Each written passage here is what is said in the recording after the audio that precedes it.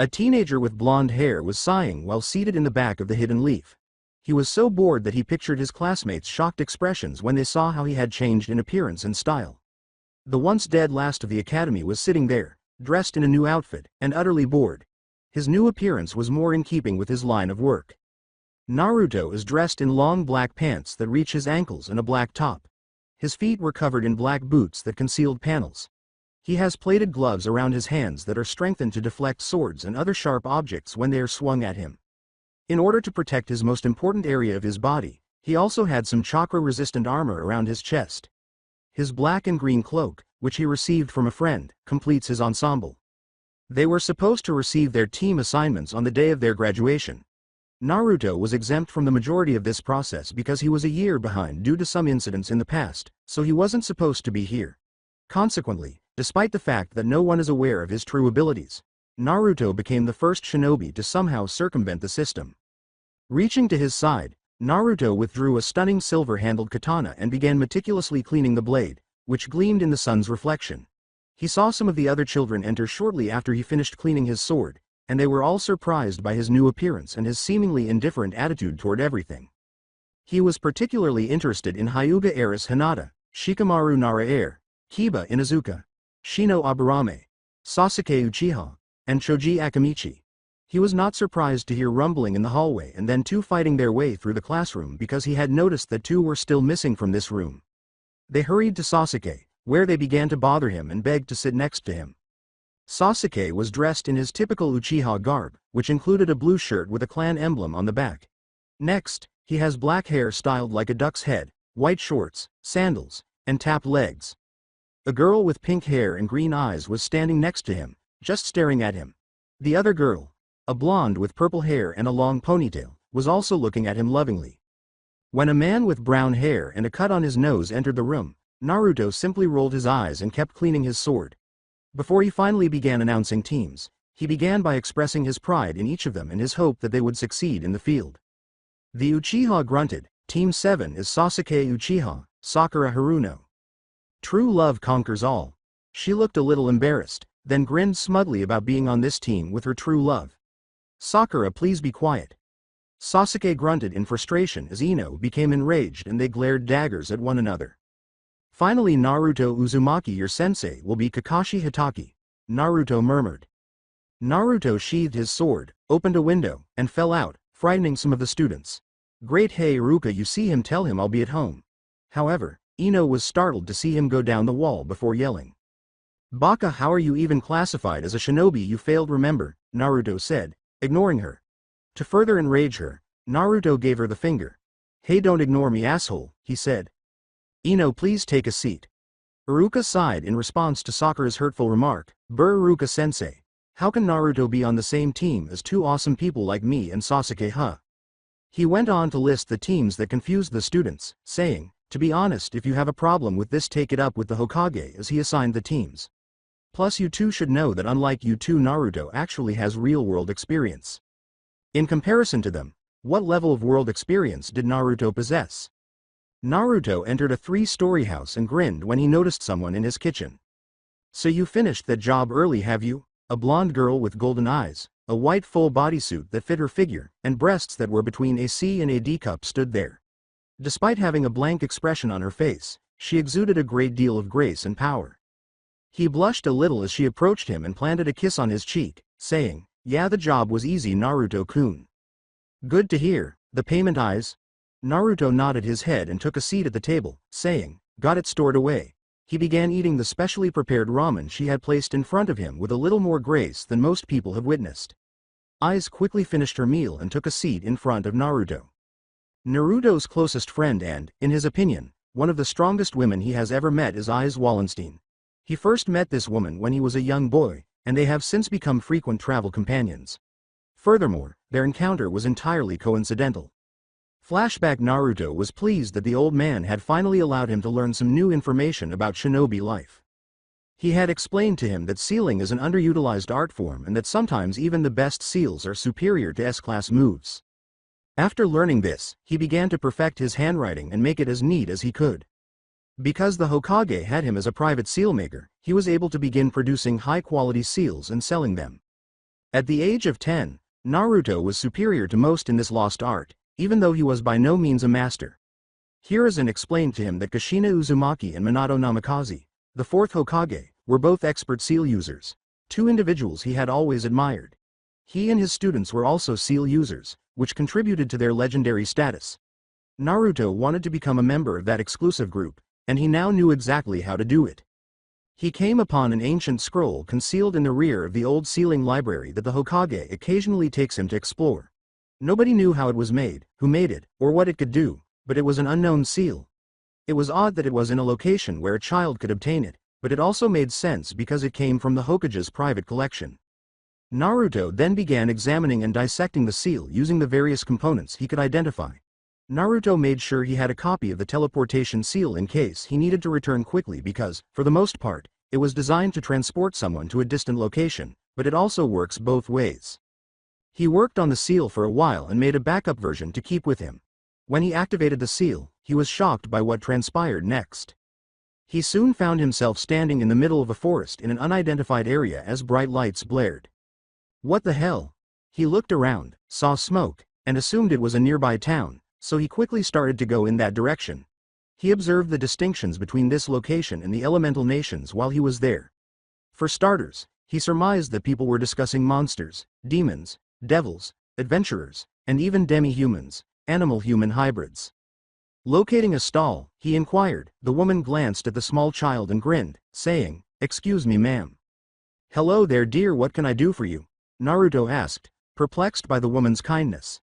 He was yelled at or had objects thrown at him every other time he visited a stall at the Hidden Leaf. "I'm trying to find someplace to do some adventuring, do you know where I would go?" the woman asked with a radiant smile. Naruto thanked the woman, only to have his cheeks pinched for having whisker marks on his face and being called cute. "Of course, from here go into the middle of town and look for a large brown building. That is the Adventurers Guild Hall, you'll be able to register there," she said. Once he broke free of her hold, he was able to reach the guild hall she was referring to. He ran into a teenager his own age just before he was supposed to go to the front desk. He turned to face one of the most stunning girls he had ever laid eyes on and said, "I'm sorry I didn't see you there." Her brilliant gold eyes were staring back at him from behind silver armor and a small sword at her side. She gave him a small smile before someone yelled, "It's fine, I was doing the same." He turned to see a silver-haired wolf teen rush up on him and get his face. "Hey, don't think you're hot shit talking to the sword princess like that," he said. Grabbing Naruto's shirt front, he said, "She is above you, asshole, so why don't you get lost?" Some of the adventurers appeared to be willing to assist. However, Naruto didn't require it because, despite not being a shinobi, he trained with an odd man who had strange hair and a green jumpsuit. He grunted as he took the teenager's wrist and twisted it. "What the hell?" he exclaimed as he threw himself across the room after kicking his legs out from under him. Before he appeared in front of him and punched his chest, sending him further into the wall, he thudded against the wall. Enough. A large, curvaceous woman with red hair emerged from the rafters, wearing an eye patch that revealed one red eye. "Sorry about that, I just don't like being manhandled," she grinned. "No problem, I don't allow members to bully other people, especially future members. That's why you're here, right?" Naruto grinned. "Yep. Great, I'm Hef and you're now one of my adventurers, so get ready to get to work." Flashback end. Naruto had pleasant memories of that day because he would travel the world whenever he could and train there to gain strength. After a while, he plucked up the courage to join forces with Aiz, who surprised everyone by joining him at his party. Having her was a big selling point because she had never shown interest in attending a party. From this point on, Naruto quickly rose to prominence as one of the world's greatest heroes. He attained the distinction of being an adamantite, the highest ranking, by the age of 13. Soon after, Naruto started leaving his mark and accomplishing things that many thought were impossible. He also began to develop into a more legendary hero than anyone had ever seen. His party's growth to the point where they occasionally attracted too much attention as the strongest adventurers was the worst thing that could have happened to him. In order to form many more parties, the group had to split up into smaller groups. However, Naruto's problems did not end there. He would later be drawn into the holy war in this world, but that is a tale for another time. When Naruto heard a knock on the door after finishing his meal, he recognized Kakashi Hatake, who had silver hair, a masked face, and a headband covering one eye. He shook his head and said, "Hey, you want to come in? We just finished eating. I was told by Iruka this where I would find you." Guess this is payback for me being late all the time, right? Naruto grinned. He laughed and said, "You bet, you pervy bastard." Aiz was standing behind him when he said, "Touché. Hey Aiz, how's your day going?" She snorted. The man perspired and said, "Not so great seeing you, perv." He moaned a little as she turned away from him and asked, "I can't win, can I?" "So why are you here, Kakashi?" "I'm here to tell you to meet me at Training Field 7 tomorrow at 10 in the morning." He perspired once more. "So show up at noon, got it, is that it?" He then hushed away, leaving Naruto to close his door and take in the quiet with his partner. "Yeah, it is." After 2 weeks at this point, Naruto is extremely irritated. Compared to his days as a rookie adventurer, he was detesting the life of a genin. Furthermore, his teammates thought it was beneath them to even perform the tasks he was performing, which were nothing more than glorified chores. Even worse, their clients attempted to stiff him a few times with fictitious write-ups, but Kakashi and the Hokage were actually doubling his pay, so that wasn't too bad. The jobs were terrible, that's the issue.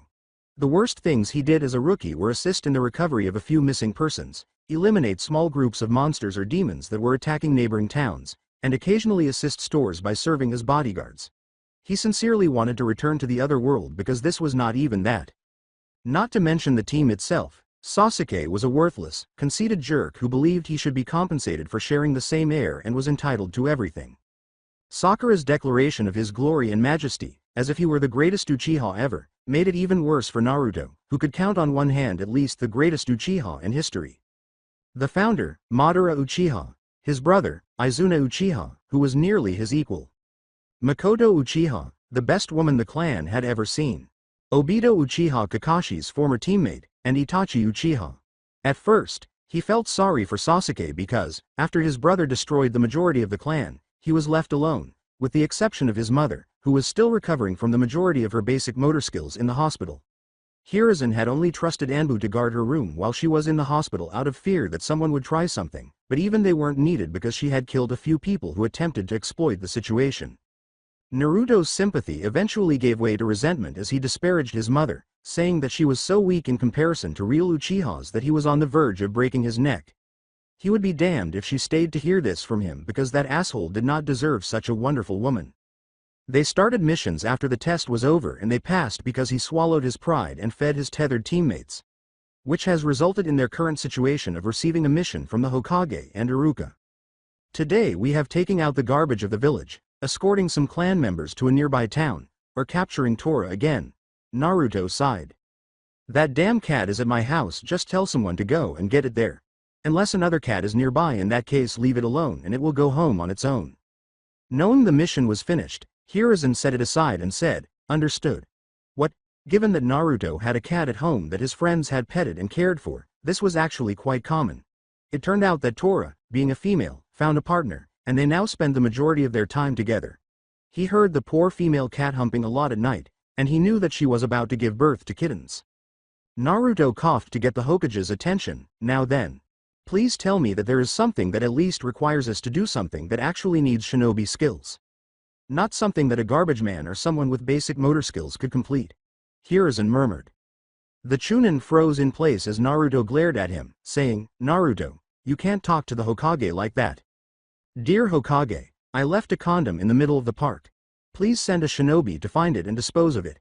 Naruto approached and took one out of the stack, saying, "I'm not being disrespectful to the Hokage, but I'm getting tired of these bullshit missions." He turned to face the Chunin, who scowled, and said, "Tell me how the hell this mission is requiring a shinobi to complete it." Team 8 and Team 10 entered the room, laughing at the statement, because only a loser is worthy of a mission like that. The Junin scowled at the remark, Hinata scowled, and Kakashi glared at the teenager. Kiba froze at this and the group began to laugh at him, but Kakashi snapped his fingers and said, "All of you quiet." Naruto raised a point, and thus I think the Hokage is thinking on the matter right. He looked down and saw the Hokage smoking his pipe and looking down in confusion and anger. "Really, you want to know what your sister told me about you when you heard of some of the dangerous missions they did, bedwetter?" "Yes, I agree with Naruto and Kakashi on this. I will look into this and find out why some of these missions are coming through and will make sure it is corrected." However, he reached into his desk and said, "However, you are in luck, Naruto, a job just came in from you know where and they are asking for you." Naruto raised an eyebrow, took the scroll, and read its contents. Kiba laughed at his remark. What place would Naruto know that would need a dumbass like him? But Kurenai slapped him. Sorry, Hokage-sama, he dismissed it with a wave. He glared at the boy and said, don't I will make sure his family knows about his behavior when I pay a personal visit. The boy immediately stopped talking, worried about what his mother would do if she got her hands on him. I see, so when do I leave? Naruto asked, looking intently at the Hokage, who was undoubtedly necessary for this mission. He had to get out of there. As he turned to go, Naruto nodded and said, take your team with you, this will be a good experience for them. He then spun around and slammed his hands on the desk, glaring at the Hokage, which made him jump a little. Immediately Naruto. I trust you to handle the situation, right? Are you out of your mind? You want me to take them with me on this sensitive matter? Absolutely not. Kakashi can go, but not those two. The last thing I need is fixing a political nightmare because they didn't know when to shut the fuck up. Kurenai and Asuma looked at each other with a... Naruto scowled, realizing that the old man was correct. I know, but it would be good as we are going to be receiving work from these lands more often now and would be good for others to learn of the countries. Regardless, I will not take them. They will not respect my word or Kakashi and just cause a scene. He glared at the kids, saying, rest assured they will behave, their careers depend on it. Naruto became a little irritated at the remark. But Hokage-sama, he said, turning to Kurenai, how is Naruto more qualified for this mission than any of our teams? I mean, he is just a genin? Excuse you. Putting himself between them, Kakashi turned to Kurenai and said, Naruto, if you have such a big problem with this, then why don't you and Team 10 tag along? Hell, we can ask Guy to come with us. I'm sure this would be a great chance to see this new place. He turned to the Hokage and said, but I'm sure there are stipulations for this, right, Hokage-sama? He nodded his head, seeing the irate Naruto and knowing that his temper was about to erupt. Naruto is in charge of this mission. Ranks mean nothing in this new world, so if Naruto tells you to retreat, you better follow this order or I will hold you responsible for disobeying an order from your village leader, understood? The parties yelled. Naruto grunted, yes, Hokage-sama. Naruto vanished in a whirlpool of leaves and withdrew to his house. All right. Tell everyone to meet at my place in an hour and pack smart. I find one of you packed full of useless shit, I will personally strangle you to death. What was wrong with the dead last that disturbed the room? He had never blown up like that before. Everyone could see that he was focused on them. Kakashi, he sighed. What is it about this place that makes Naruto nervous? Look, it is not my place to give details, but let's just say this place, Naruto, he is held in high regard and he is afraid that we are going to screw up the relationships there given that he worked hard in building them. So as permission from the Hokage, if you don't follow his orders then you follow mine, which is follow Naruto's orders. The Hokage nodded. Also note there is another person going with you close to Naruto. If you disrespect this person I won't let your families come after them as they are stronger than most Junin on their own. Kakashi was trembling. No shit, a few years ago, she nearly neutered me. They searched for Guy and his group, Kanon, for an hour before going to Naruto's house. After ensuring that everyone was prepared, they only knocked on the door after Ino and Sakura had finished packing. When they responded, they noticed eyes staring at them with a bored and irritated expression because Kiba, Sasuke, and Lee were admiring her beauty. As she led them down the hall, Kiba approached her and put his arm around her shoulder. Hello pervert and friends, please follow me. The seal is almost ready. Touch a thing in this house and I'll remove the offending limb and charge you. Aiza's eyes narrowed a little, and Kakashi perspired. So what is a babe like you hanging out with a beta like Naruto? I mean, didn't you know there are alphas like me in this village? Kiba don't. When she finally received a tick mark, she stomped on his foot, took off his offending arm, and slammed his face into the ground. Come on, I can show you what it means to be a bitch to a real man. Then, with her sword out, she stomped on the back of his head. Tenten was astounded by the blade's appearance, but they could see the rage in her eyes. With her sword in hand, she pulled off her foot and gestured for them to follow. Touch me again or dare to talk me like that again or even dare mock Naruto-kun again and I'll end your life here and now. When they first entered the room, Naruto was standing there looking focused. He sighed as he glanced at the group and took out a bag. Put your headbands in this now. Junin, remove your jackets and put them in the bag. Naruto scowled at Asuma and asked, why? Kakashi was the first to say, look where we are going, shinobi are not exactly welcomed. I'm kinda the exception at this point and I'm still trying to help them, not all of us are the same. But they are not welcoming them into their towns and homes, so please just do this. Your stuff will be in this bag when we come back. He was given a traveler's cloak to cover himself after losing his jacket. Soon after, Asuma and Guy did the same, and some of the genin were forced to follow. After giving them a nod, Naruto placed them next to the seal, and before long, everyone was standing on it. He made a one-handed gesture and slammed his hand on the seal, causing it to light up before teleporting away. Alright, everyone, be quiet while we are in town, don't mock or taunt anyone, and for Kami's sake let me do all the talking. When they first arrived, they were taken aback by what they saw in this stunning coastal and water-based town. People who were animal humans were worshipping a gold statue of Naruto, who appeared heroic and majestic. What the fuck? Kiba exclaimed, but everyone else was somewhat taken aback, with the exception of Kakashi, who had anticipated this. So we are in the land of Elstia. Yes, Kakashi-sensei, this is the land of the demi-humans. He turned his head, grinned, and bowed to a black-haired woman with gold eyes and cat ears, as well as a bearded man with dark hair dressed in royal robes. Yes, Naruto, it has been a long time. The man laughed and pulled Naruto into a bear hug, saying, "Greetings King Gira and Lady Kala. I'm humbled in being requested by you." Naruto grinned and gave Kali a hug in return, saying, "It is good to see you, old friend, no need to stand on ceremony here." "Good to see you again, my lady, and may I say you are still as radiant as I last saw you," she chuckled. She kissed his cheeks and said, "Oh Naruto-kun, you charmer. I wish Gira was as flattering as you. He makes me feel so old at times." Naruto smiles and notices the playful grin. "Well, I always thought it was weird that he married such a beautiful woman. Is it possible that you were tricked in marrying older?" The man appeared offended. Naruto grinned and said, "I'll have you know I'm not that old." He snarled and scurried after Naruto, saying, "Compared to your wife you are." "You little brat." Kali chuckled, "Ha, can't touch this," and gestured for them to stop. Naruto scowled but forced a smile. "Back to the matter at hand, Naruto, would you mind introducing your extras today?" "Of course." He pointed to Team 10 and said, "This is Asuma Sarutobi, the son of the Hokage, and he is a team leader to Shikamaru Nara, the lazy guy over there, Shoji Akamichi, the big bone teen there, and finally Ino Yamanaka, the blonde hair girl." With the exception of Ino, who huffed, the group bowed to the king, but Shikamaru forced her by placing his hand on the back of her head before glaring at her. She stopped talking when she saw how serious he was. The man smiled and bowed, causing the two to perspire at the strange-looking person. Next we have Team 9 lead by Might Guy.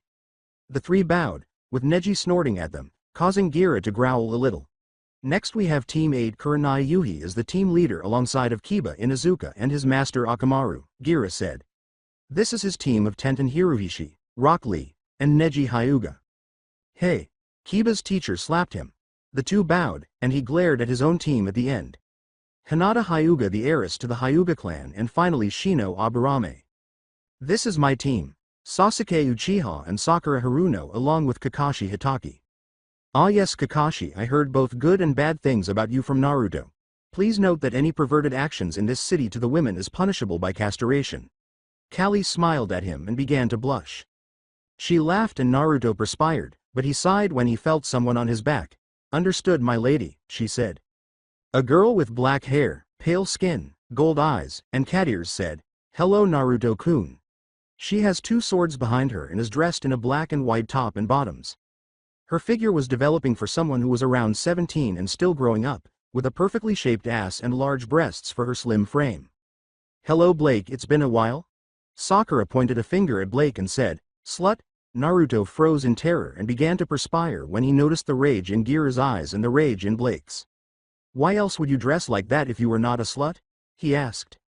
"What did you?" With his nose in the air and Kiba growling, Sasuke said, "I have to agree that anyone that hangs out with Naruto can't be any better than a whore who would lay with anyone.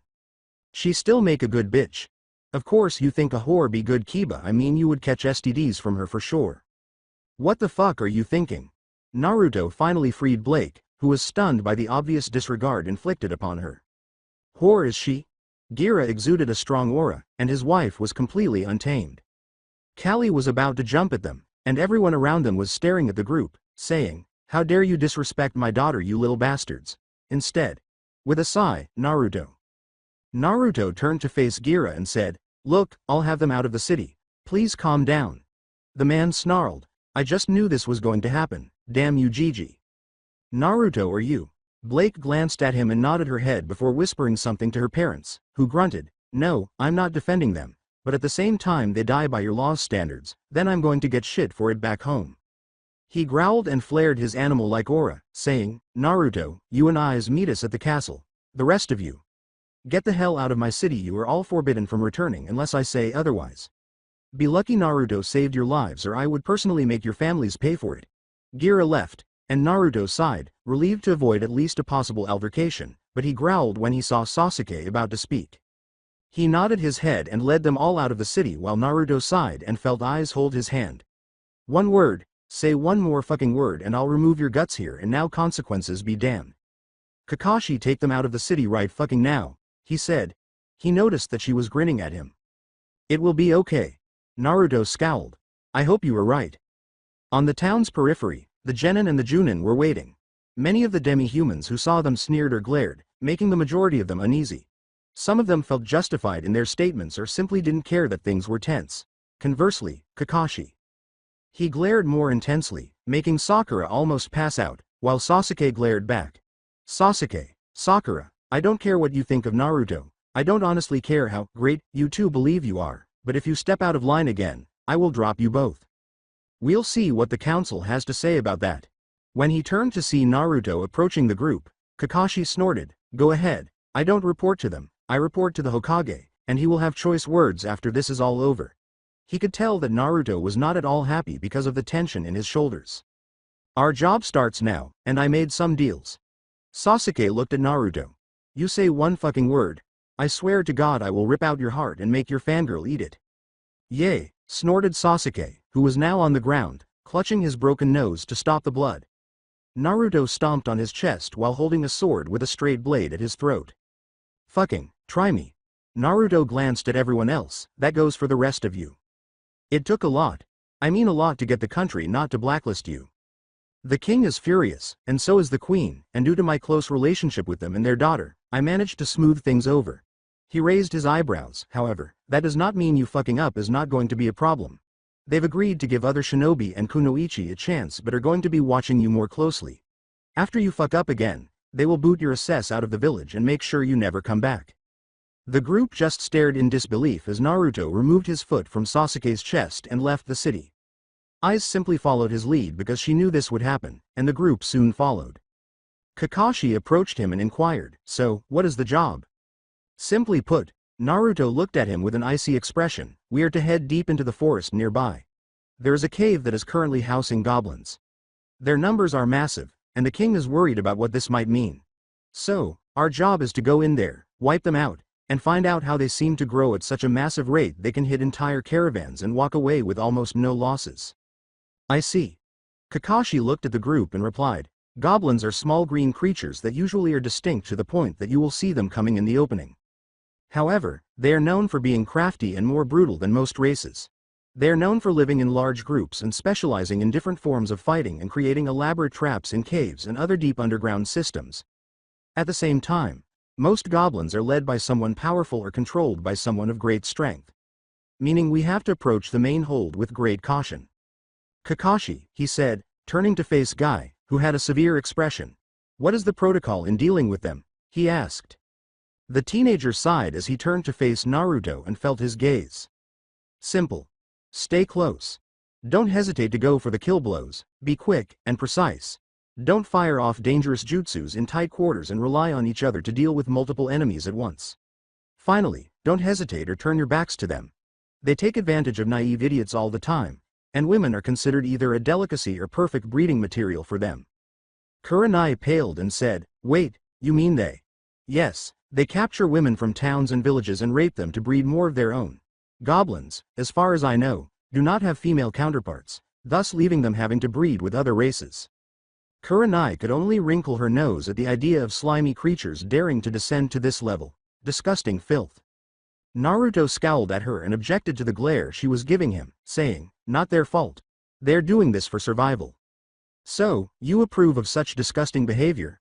What about your teammate? Would you be okay with? Kakashi materialized in front of her and used a kunai to deflect a sword that was about to pierce her face. The group watched in disbelief as Aiz brandished her sword and attempted to kill Kurenai, saying, damn, I missed. She was staring at her. Naruto has seen the horrors of what these monsters can do, and while he understands, he does not approve. You would know if you bothered to listen instead of making a prejudice opinion. Guy scowled as Naruto glared at the group and carried on. Kurenai-senpai, that was uncalled for. Kurenai turned her head in embarrassment at her hasty decision. I agree, Asuma blew smoke. The kid is just realistic about the reasons for the race's behavior. He was not saying he approved of it. Kakashi sighed. I realize that now. The group nodded in agreement with the statement. How about we focus on the game plan, that way we don't trip over each other. Eyes caught up to Naruto and noticed his tension, so she took his hand and planted a kiss on his cheek. Naruto grinned at her and said, it'll be fine. I know, just nervous. Something about this job does not make sense. When Naruto and his group arrived at the cave and forest, they hid behind the trees and saw only 3 goblins standing watch. The monsters, which were tiny green beings with yellow eyes and only loincloths around their waist, startled the genin. They appeared to be carrying rudimentary weapons. You weren't lying, Naruto. These things are pretty creepy. Kakashi turned to face his pupil after noticing that eyes and he had already drawn their weapons. So, what is the plan? Naruto looked around. Kakashi turned to his fellow Junin and asked, who has good aim? They shrugged.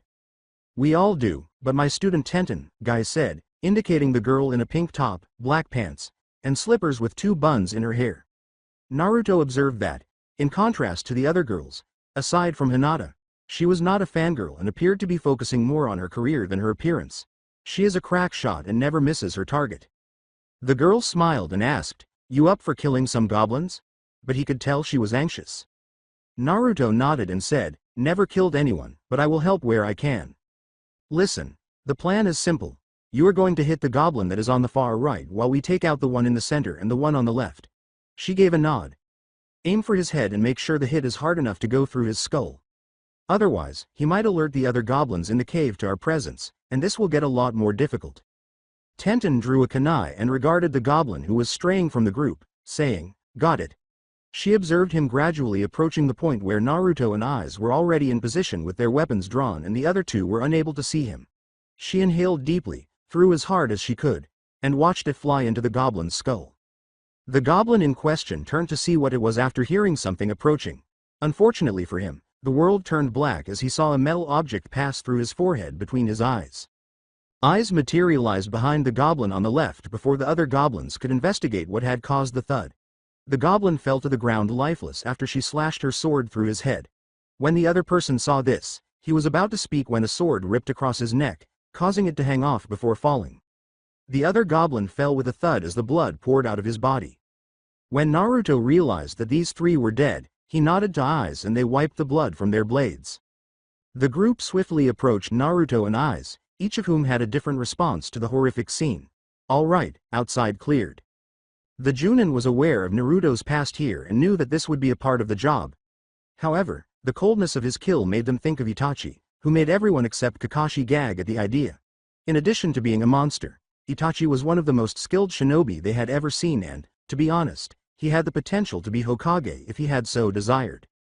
As one of the few people Naruto confided in when he needed help, Kakashi, on the other hand, was accustomed to this.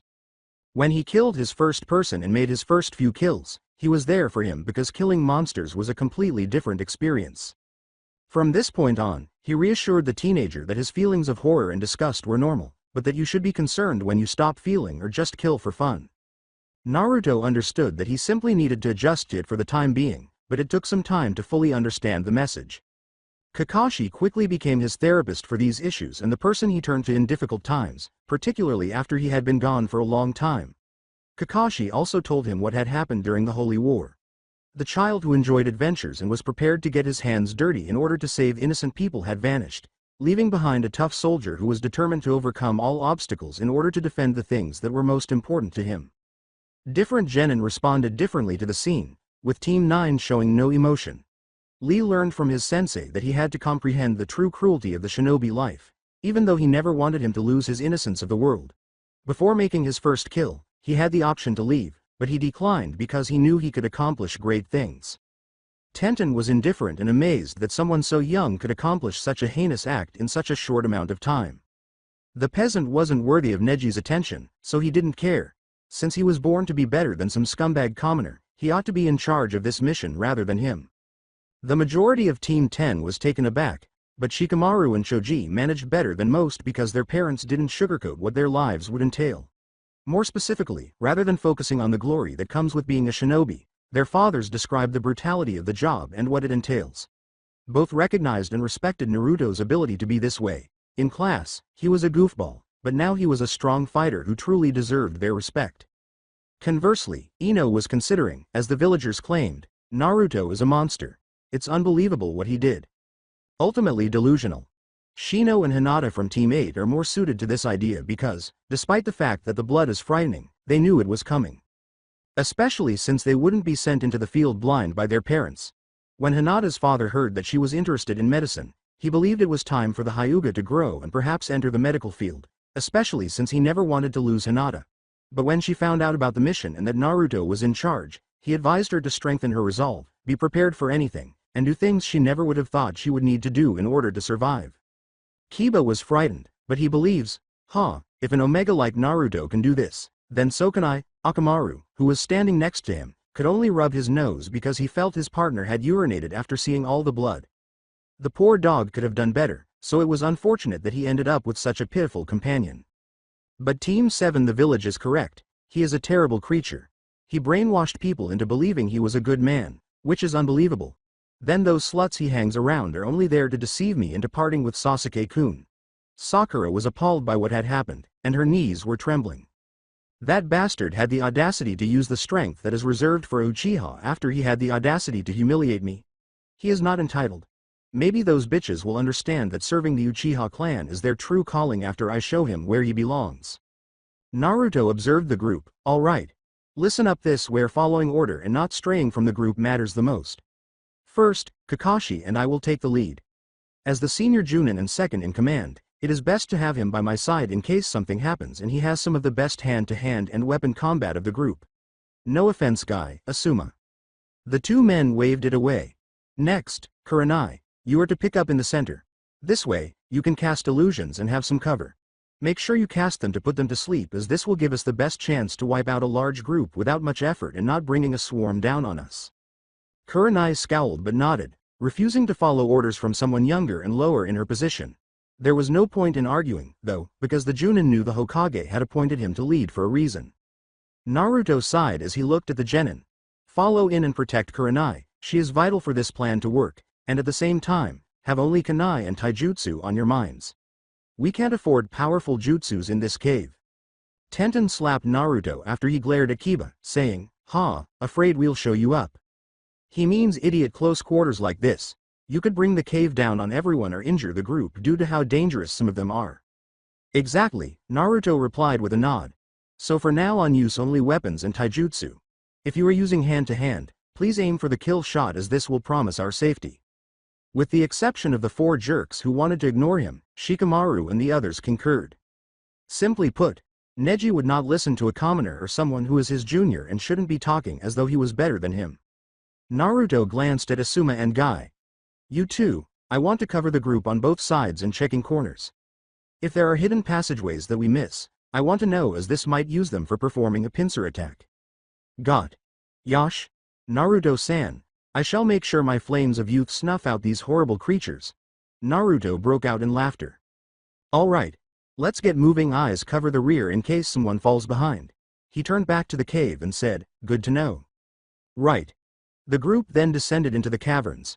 Naruto had his torch out to light the way while he was traveling, and he saw nothing when he passed a nearby hole. He muttered. No totem. Huh? Kakashi asked his pupil, wondering what was wrong with the absence of a totem. Naruto faced him. A magic caster goblin would typically lead a group of goblins this size. But they aren't because they don't have a totem. Isn't that excellent? Asuma scowled at the disparaging remarks. No, it's not good. The absence of this sign indicates that I am unaware of their leader and level of strength. Naruto grimaced and said, if the situation worsens and a goblin champion or lord enters the fray, I may have to use the heavy weapons, which I detest doing, especially when there are some things I haven't told the Hokage yet. Follow behind close, and if anyone wanders off, Eyes finds them immediately. She nodded her head, and they continued. After a mile or so, they came to a room with light, and when Naruto gestured for them to stop so he could peek out, he was shocked to see a huge open area that didn't look like a typical cave. In fact, he saw that the goblins were all gathered at the bottom of the hole, enjoying the fire, chatting, and raping some of the women they had on hand in an unappealing way. Naruto said, "Shit, we got hostages and rape victims." Kurenai was appalled by this revelation and said, "Listen, this is what you're going to do. Please put the victims and all the goblins to sleep. In this manner, we can swiftly descend there and begin eliminating every goblin present." "All right, but how about the ladies?" Naruto scowled in response to the query. "Save the women after killing the goblins. This guarantees our freedom to depart without opposition." "But shouldn't we prioritize saving them?" He turned and shook his head at Hinata. "Unfortunately, we can now have a clear route to the surface because it is easier to deal with the goblins." Kurenai nodded her head and made a few hand gestures before saying, "Now, please create the illusion." Genjutsu. Eternal slumber. The group eventually passed out, and the party continued down the pathway, dealing with the enemy in question by swiftly taking a group and beginning to dig their kunai and daggers into their chest, with Aiz and Naruto moving faster than the others after going from head to body to ensure they stayed down. The goblins below them began yawning from the sudden sense of being tired before finding it too difficult to stand up or stay awake. With the exception of a few, Kakashi and the other Junin were working with the genin to show them what they needed to do. Ino refused, saying she wouldn't be a murderer like Naruto and his friend Sakura, who shared the same opinion, while Sasuke and Neji declined to say it was beneath them to perform the work of peasants. Naruto heard thuds coming from the side after he had killed the last goblin. "We have an enemy coming, so the leader must take the lead." A monster emerged from the darkest area concealed by a cloth as the group piled on top of one another. But unlike the goblins, this creature was as tall as a tree, with dark gray skin, big muscles, golden eyes with black around them, and tiny horns growing out of his head. He was holding a giant club and was staring down at the human squalor in front of him. "So, this is why my soldiers are not responding to my calling. They're all worthless goblins." Naruto's eyes narrowed. "How beautiful a troll. Nobody acts hastily. We must." Neji charged the monster without pausing. "You will fall, fool, as it is fate's decree to fall to a superior being." Suddenly, he leapt up to strike the monster in the face and chest after hurling some strong Jiyuken blows into its leg. "He's moving so quickly, wow. Is that the taijutsu style of your family, Hinata?" The shy girl blushed when she was the center of attention, and she detested being asked questions by the other girls as well as being stared at by others, not all of them, but just when she was the center of attention. "It is, indeed. My cousin is skilled at fighting with this kind of art. But the issue is that, despite his talent, he is still a member of the branch family, so most people do not find much value in it." She scowled more deeply as she considered other reasons why she no longer liked her cousin. She turned to face Tenten and sighed, "Okay then, that explains the fate stuff he is always going on about." "Yes, sadly, he has become obsessed with fate and deems it the one true divine thing in this world." Naruto snarled in frustration, "There must be a day to sneer at Naruto or something." Aiz sighed, "Everyone just wants to see me angry." After witnessing him strike the troll in the chest once more before falling to the ground with a smug grin, Naruto nodded and said, "Well, he is about to learn a harsh lesson in dealing with trolls." Naruto sighed, "Fall like the weakling you are." "Yes, that is ineffective because trolls have extremely tough skin, making them resistant to the majority of physical assaults that don't involve weapons. Unless you belong to their species or are a superior species, hand-to-hand communication is useless." "HMPH, as if a filthy commoner like you knows," Naruto said, shoving the boy aside as the troll struck out, sending him flying with his club. Naruto, enraged, eyes turned to face the monster. "Well, that's the fabled hero. What a joke. I think I'll kill him first to raise my status, then I'll kill you guys and that dumb dog, and then I'll use the women as slaves to raise a new army." Once more, he lifted his club, but this time it dropped to the floor. Wow. Looking down, he saw his right leg cut off from the knee, and he had fallen due to the lack of balance. Turning his head, he was about to say something until he found himself hit in the face with a sharp object. "You bastard, how are things going for you since that strike?" Although Naruto had recovered quickly, the group could see that his right arm was broken and hung limp at his side. He also had a cut on his forehead and blood running down his face, but what really alarmed the teenagers and tense the Junin was that one of his eyes was red with a slit in it. The troll looked into his eye and swore he saw a dark silhouette appear behind him, a red fox with red eyes glaring down at him and 9 long tails flowing lazily behind it, but it snarled at the man staring at the troll as if he were prey. No, he knew that he was prey to this monster, this demon among humans. "Simple fool, you're too weak to oppose me." The darkness in his tone was sending shivers down everyone's spine. "You're not a human. Who the devil are you? I'm just a hero that is pissed off and wanting to end this stupid mission and head home. Suddenly, he swung his blade, removing the troll's head from his body before he sighed, "That's that." Naruto sheathed his sword and left the monster's corpse, observing that everyone else was staring at him in fear, with the exception of Aiz, who simply nodded her head in understanding of his rage. He turned to face Neji, who was glaring at him, so he approached him. Neji scoffed. "Peasant, what do you want? Break." The teen's head suddenly flew back, revealing Naruto sitting on his chest. Another fist struck him, breaking his nose without a doubt, and then he smashed his jaw, most likely breaking his jaw. The teen tried to get up, but the pressure on his chest was too great, so he tried to buck him off, but sadly, this failed because Naruto was just sitting there on his chest and beating on his face. "You fuckers seem to think you're better than me. Let me be honest with everyone. I am the strongest person in this world. Hell, I'm confident that I'm among the strongest in our world, not because of my shinobi abilities, but rather because of my other abilities. I am stronger, faster, more agile, and smarter than you, idiot." He then sighed and stopped punching before a black aura surrounded him, saying, "But you just keep pissing me off and trying to become superior to me by attacking unknown variables without heeding my warnings. What annoys me more than any of this, you know? You keep doing it, but I'm trying to keep you all alive, so it's one less thing I see in my nightmares before I go to sleep. I detest individuals such as yourself, but I will not allow your egos to ruin your lives." He glared at the teenager, saying, "But if you ever, and I mean ever, try to disobey me or go against me in this world," his eyes turned black and red, "I'll kill you myself. Check the survivors and take them to surface. Anyone not doing that makes sure the corpses are corpses." Naruto sighed after turning off his aura and getting off the teen's chest. "I'm going to see what the troll was doing here," Naruto said as he moved to the area of the cave that was covered by a curtain. "If not sure, just put your kunai through the head again to be certain." The group began working with Aiz to help the women and children in the cave, while Kakashi kept a close watch on the genin to ensure they did not follow Naruto. He was certain that the boy did not want the political backlash, but he was certain that if he pushed any further, he would kill the kids. He made it clear that he protected them from Gira and his people executing them, but he was not going to defend them if they put his own life in danger. Given this, the clans would have to reimburse him for all the harm he had endured and the insult to the royal family.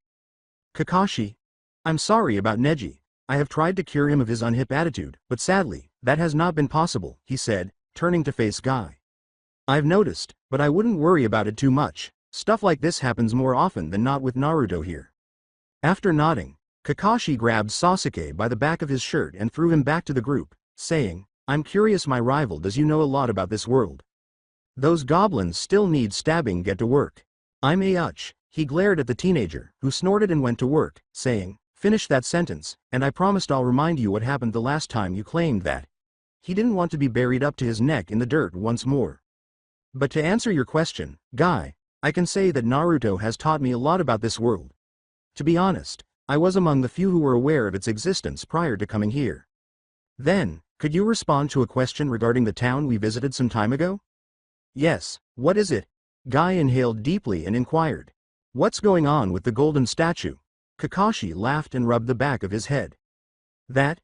He took a book from his pocket and gave it to Guy, who read the cover and said, "Well, Naruto told me once, and at first, I didn't believe it, but then I started to after he showed me more proof. The hero's followers. Yep, that is essentially a Bible based on following Naruto as some sort of god." Nobody could say anything but stare at Kakashi, and you could hear a pin drop in the cave. The first to recover was Kurenai. "Very funny, Kakashi." "Oh, Kurenai, I'm being completely serious. It was difficult for me to understand, but after a long time, it seems to be true. The demi-humans believe that Naruto is a divine deity and ought to be revered as such." "The Dobi, what the devil? It's not possible," Kiba said, shaking his head. "He failed the year before, I mean, really." "Indeed." Neji laughed, "That foolish asshole is nothing special, I know from personal experience since he refused to show up to class that year." Kakashi sighed. "Well, fate's bitch." He rolled his eyes and glared as the room laughed at the nickname. Naruto was busy in this world at that moment when something came up. He said, "You should be aware that the world is in better shape than it was approximately a year ago, but it is not my place to discuss it." "Yes." Eyes turned to face them. "Prior to this, the nations were constantly on edge. However, we have been able to remove many of the corrupt politicians in power and bring about peaceful relations between the majority of nations because of Naruto and his movements. Interesting.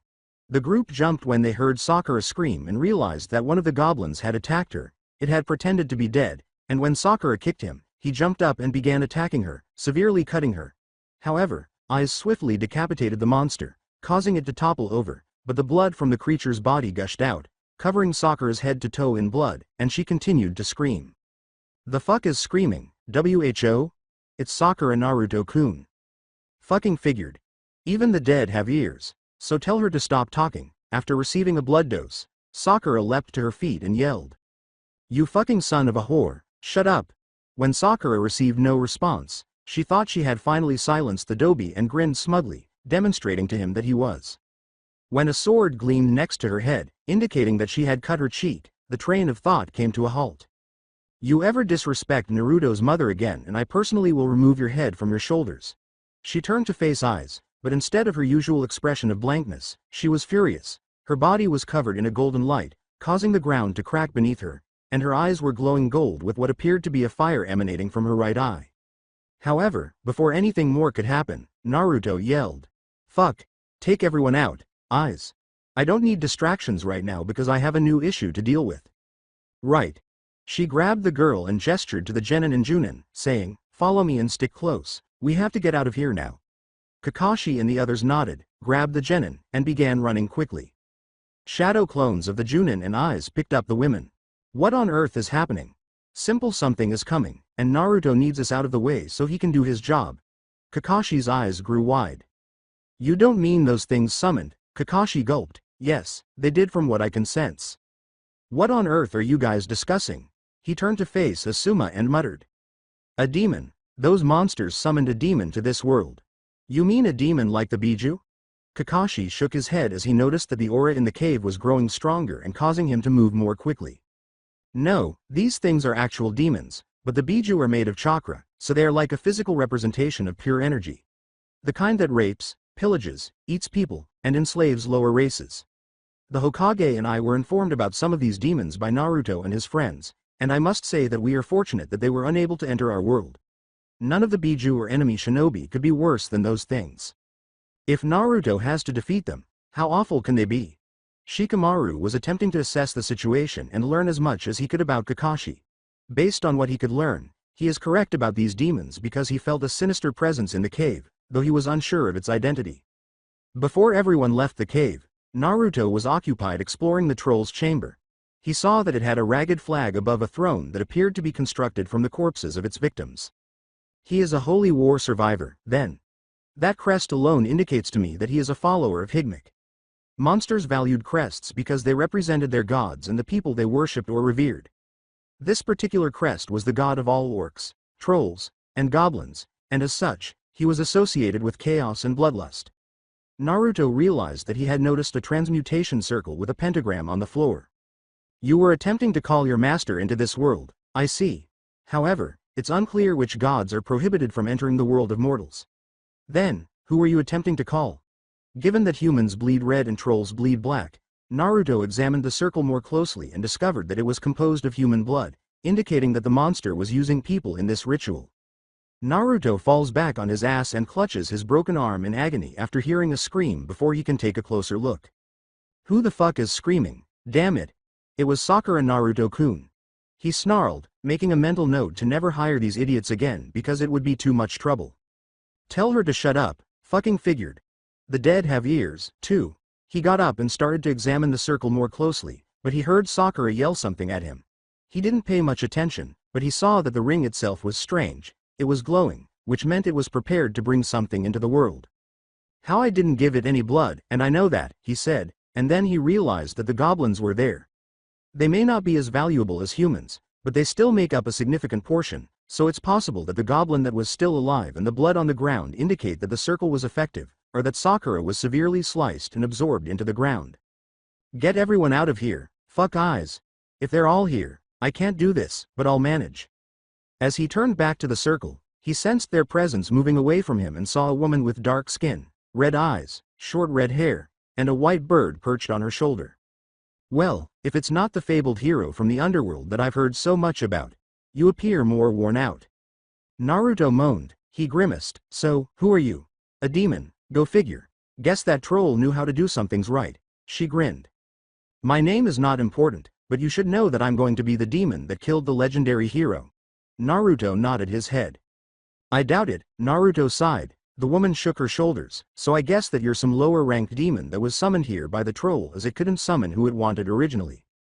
I'm afraid it's not by much, but who knows? That damn thing might be smarter than goblins. I will be able to call my love to my side, so it won't matter. When our master is satisfied with our work, we can both enjoy it. Naruto scowled at her. So you're a little demon? That makes sense, I suppose, while you're weak.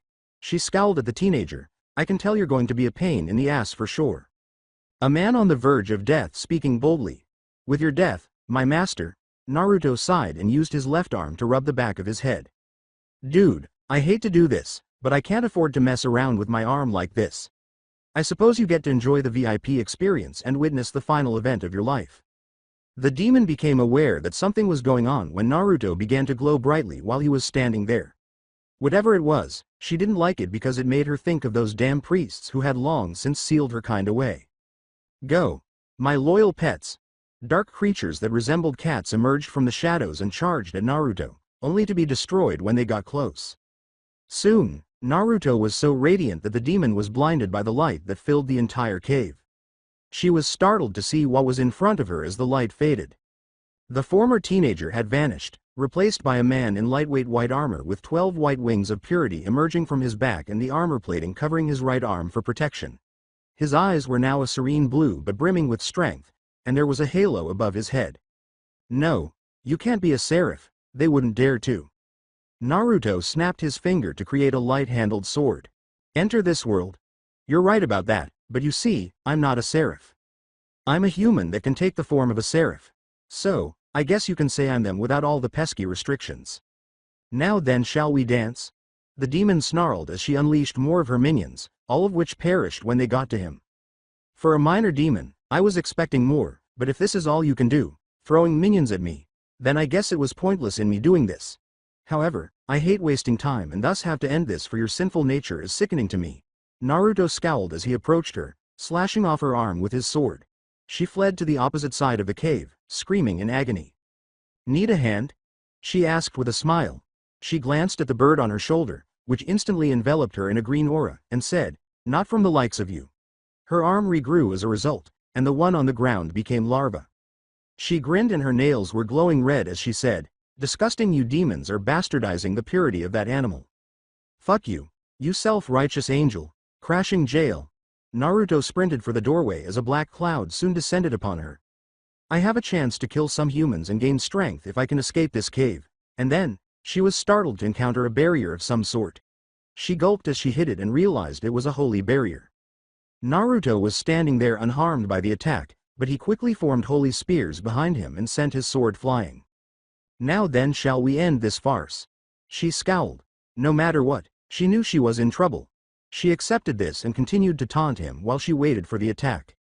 So, you know my love will hunt you down and kill you for what you are about to do to me. The seraph grinned. He snapped his fingers, and the holy spears sped at her, causing her to scream in agony. It matters little to me if he is as weak as you. Then it won't be a problem, so please cease your existence, your demonic scum. Naruto swiftly teleported out of the cave as an explosion shook it, causing it to collapse in on itself. Eyes waited and watched outside the cave as it began to collapse. She was aware that Naruto would simply teleport to safety while he dealt with the demon down there. Knowing him as she does, she is aware that his injured arm is causing him to use his seraph blood to defeat the demon. He could have easily killed her without the injured arm, but it would be wiser to avoid the risk, wouldn't it? So, with Naruto still in the collapsing cave, can we just assume that Kiba began, but Kurenai stopped him with a glare and a shoulder squeeze. They turned to face Naruto, who was approaching them from a nearby tree line. Hey. Naruto.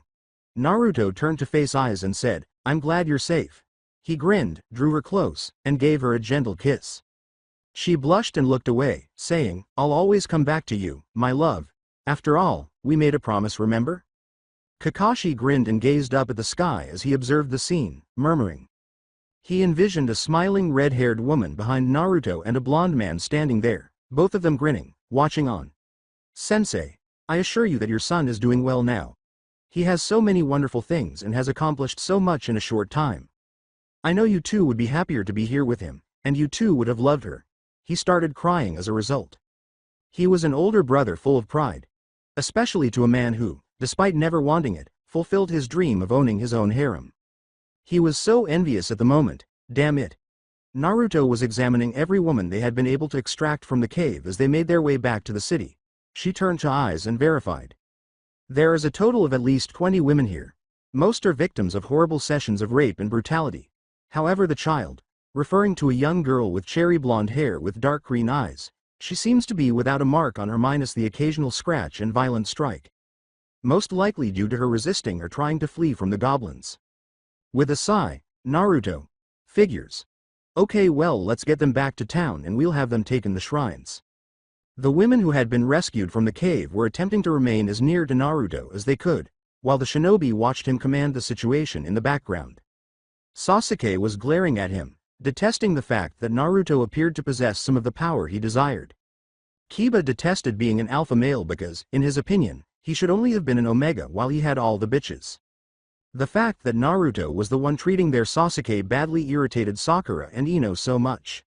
Neji remained silent out of fear that Naruto or his teacher would lash out once more and possibly kill him. However, he was still annoyed that a damn peasant had attacked him, and he would do whatever it took to exact revenge. With the exception of Kakashi, who watched knowing that the atrocities they witnessed were nothing new to Naruto, the others were simply astounded by the way he was handling the situation. Naruto. He turned to face Kakashi, who was staring at his limp arm. Are you going to be okay on the trek back to town? Naruto asked with a small smile. Yeah, I'll heal. Thanks to my bloodline, this should be done in a couple of hours. Naruto turned his head and squinted at Kiba, asking, bloodline, how can some nobody like you have a bloodline? I do as an Uzumaki, and fair warning, I'm already on edge with how things have gone. Not only have most of your fuckers gotten the king so pissed off at you, you insulted his daughter, made me have to negotiate out them cutting you open in front of the people and force-feeding you your goddamn spleen, but finally people seemingly ignoring my orders. Looking at each other they all stepped again, make no mistake, this is going in my report to the Hokage. Once he gets his hands on all of you I can assure you this mess is going to piss him off and some of you might be lucky to keep your headbands let alone your status as clan members. Because I know for a fact that most of your clans are going to be having to do some serious negotiations to appease the nobles in this world to prevent excommunication with these lands. Turned away. Now come on, we should head back to town and get these women some help. The remainder of the walk back was quiet. Neither the Junin nor the other Genins, who knew they were all in enough trouble today, would let the boisterous group speak. They simply hoped that their own families would not be upset with them for this mess, especially with the world's nobles. Conversely, the Junin were conversing. The silver-haired man sighed to Kurenai and said, Kakashi, do you think there is any way we can convince the king to let us apologize or at least not blame us completely for the Genin? Honestly, I don't know. The way Naruto explained it to me a while back, demi-humans were already shit on and disrespected and made slaves by humans for hundreds of years. They just now are forming their own countries and are not willing to surrender their freedom again. As he puts it, respect them, they respect you, but piss them off and they would have your head by the end of the day. That is pretty brutal but understandable. Guy grinned broadly and Kakashi laughed, saying, Yosh, I wish to show them that I unlike many have a youthful personality and wish to be nothing more than ally to them in the future. Trust me Guy, you'll earn their respect, I have no doubt. What about you Kakashi? He asked, turning back to Kurenai, who was staring at him bewildered. You are acting differently in this world compared to normal. What do you mean? I mean you're taking orders from someone that is lower ranking than you. Naruto knows the most about this world, so it would be stupid not to listen to him and follow his directions. You are not reading your porn in public. First, it is art. Second, Naruto asked me not to do so, and with the threat of the queen I understand why. What about the fact you're focused? When he noticed that all of his coworkers and the other Genin nodded, he began to perspire. Honestly, is it that hard for everyone to see me as a responsible Jonin? Naruto sighed as he lowered his head. Eyes up. We are at the city gates. The group gasped as they arrived and saw two individuals waiting for them at the gate. With their heads representing the animals they were. One had a fox-like form and the other resembled a dog. Naruto chuckled at the wolf and said, Naruto-sama, welcome back. He gestured to Kakashi and said, thanks. Listen, we need to bring these women to the temples, so do you mind if this gentleman joins me? The two men scowled at him. The town has heard about, I assure you on my honor as the hero of heroes that he is a man of great respect. Plus he is someone very close to me. I promise he won't cause trouble and the others will wait here before they even try something like getting into the city. The silver-haired man, who perspired from the attention, and the group were glared at by the two guards. At last, they gave in to their pressure. Naruto nodded his head and, as Sasuke approached him, he gestured for eyes to give him a quick backwards kick to the face. Fine, he can come in but he tries anything the people will tear him to shreds. Plus the others are not allowed into the city. The fox screamed, but everyone covered their ears. Sasuke-kun. Shut the fuck up, some of us have sensitive hearing. When Hinata said, shut the hell up you, she knocked Sakura unconscious by striking her in the neck. Hinata. Eyes simply arched an eyebrow as she turned to face her teacher and poked her fingers together.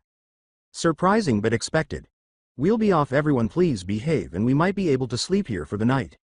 Before long, Kakashi, Aiz, Naruto, and the women entered the city. They reached the shrine after traversing a tiny bridge. Naruto explained what had happened to the women of the shrine and introduced them as priestesses. They brought the women to be healed right away because they were appalled by what had happened. The young girl clung to him when they attempted to leave, and he grinned, gave her a hug, and said he would return soon to check on her. She is invisible to a boy, but he would return the following day to retrieve her. When they arrived at the castle, Gira was seated on his throne with his people encircling him.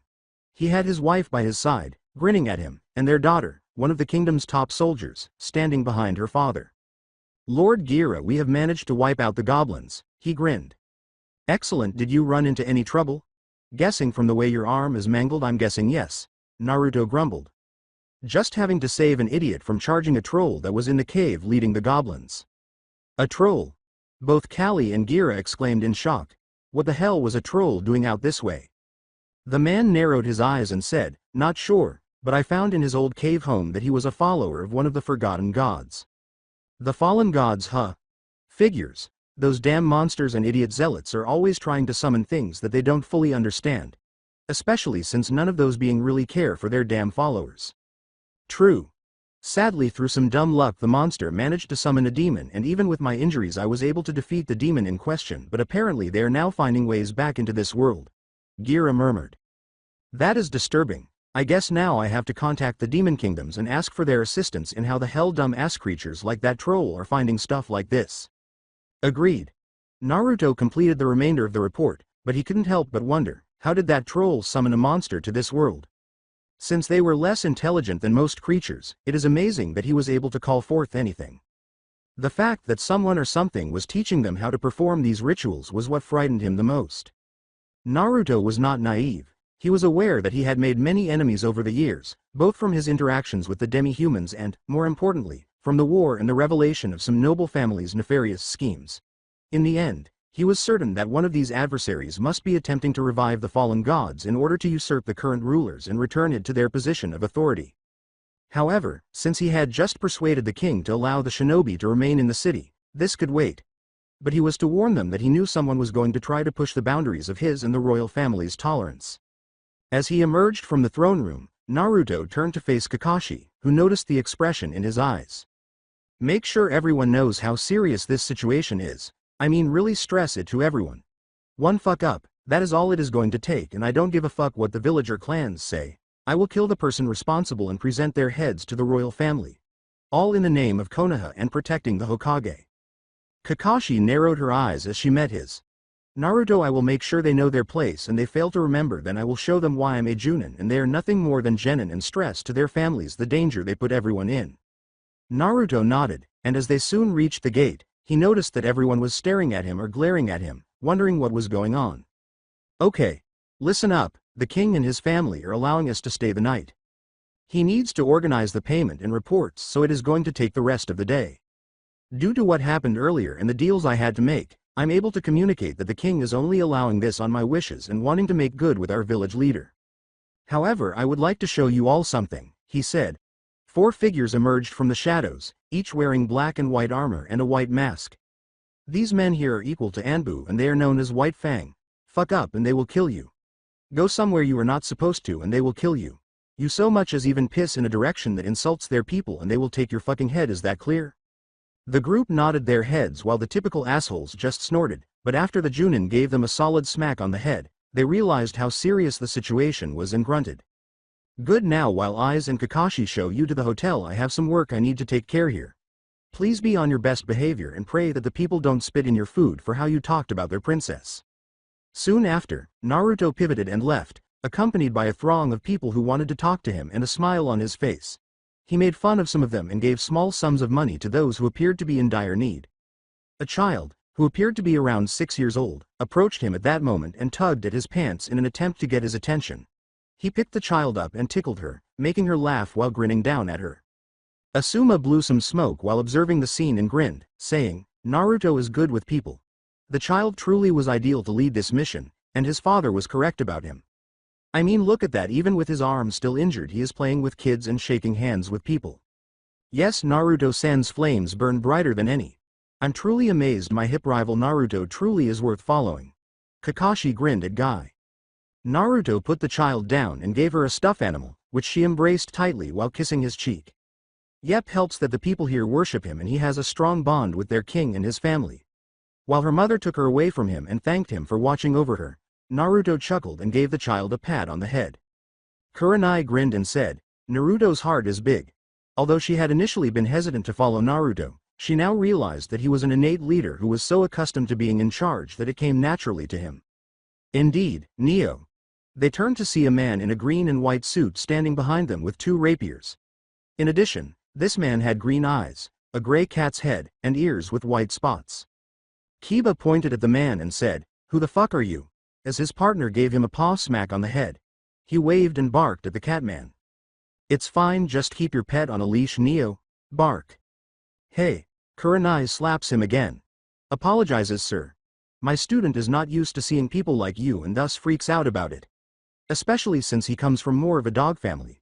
The man with the cat laughed. Quite alright. Naruto-san warned me things like this might happen, Neo. Huh?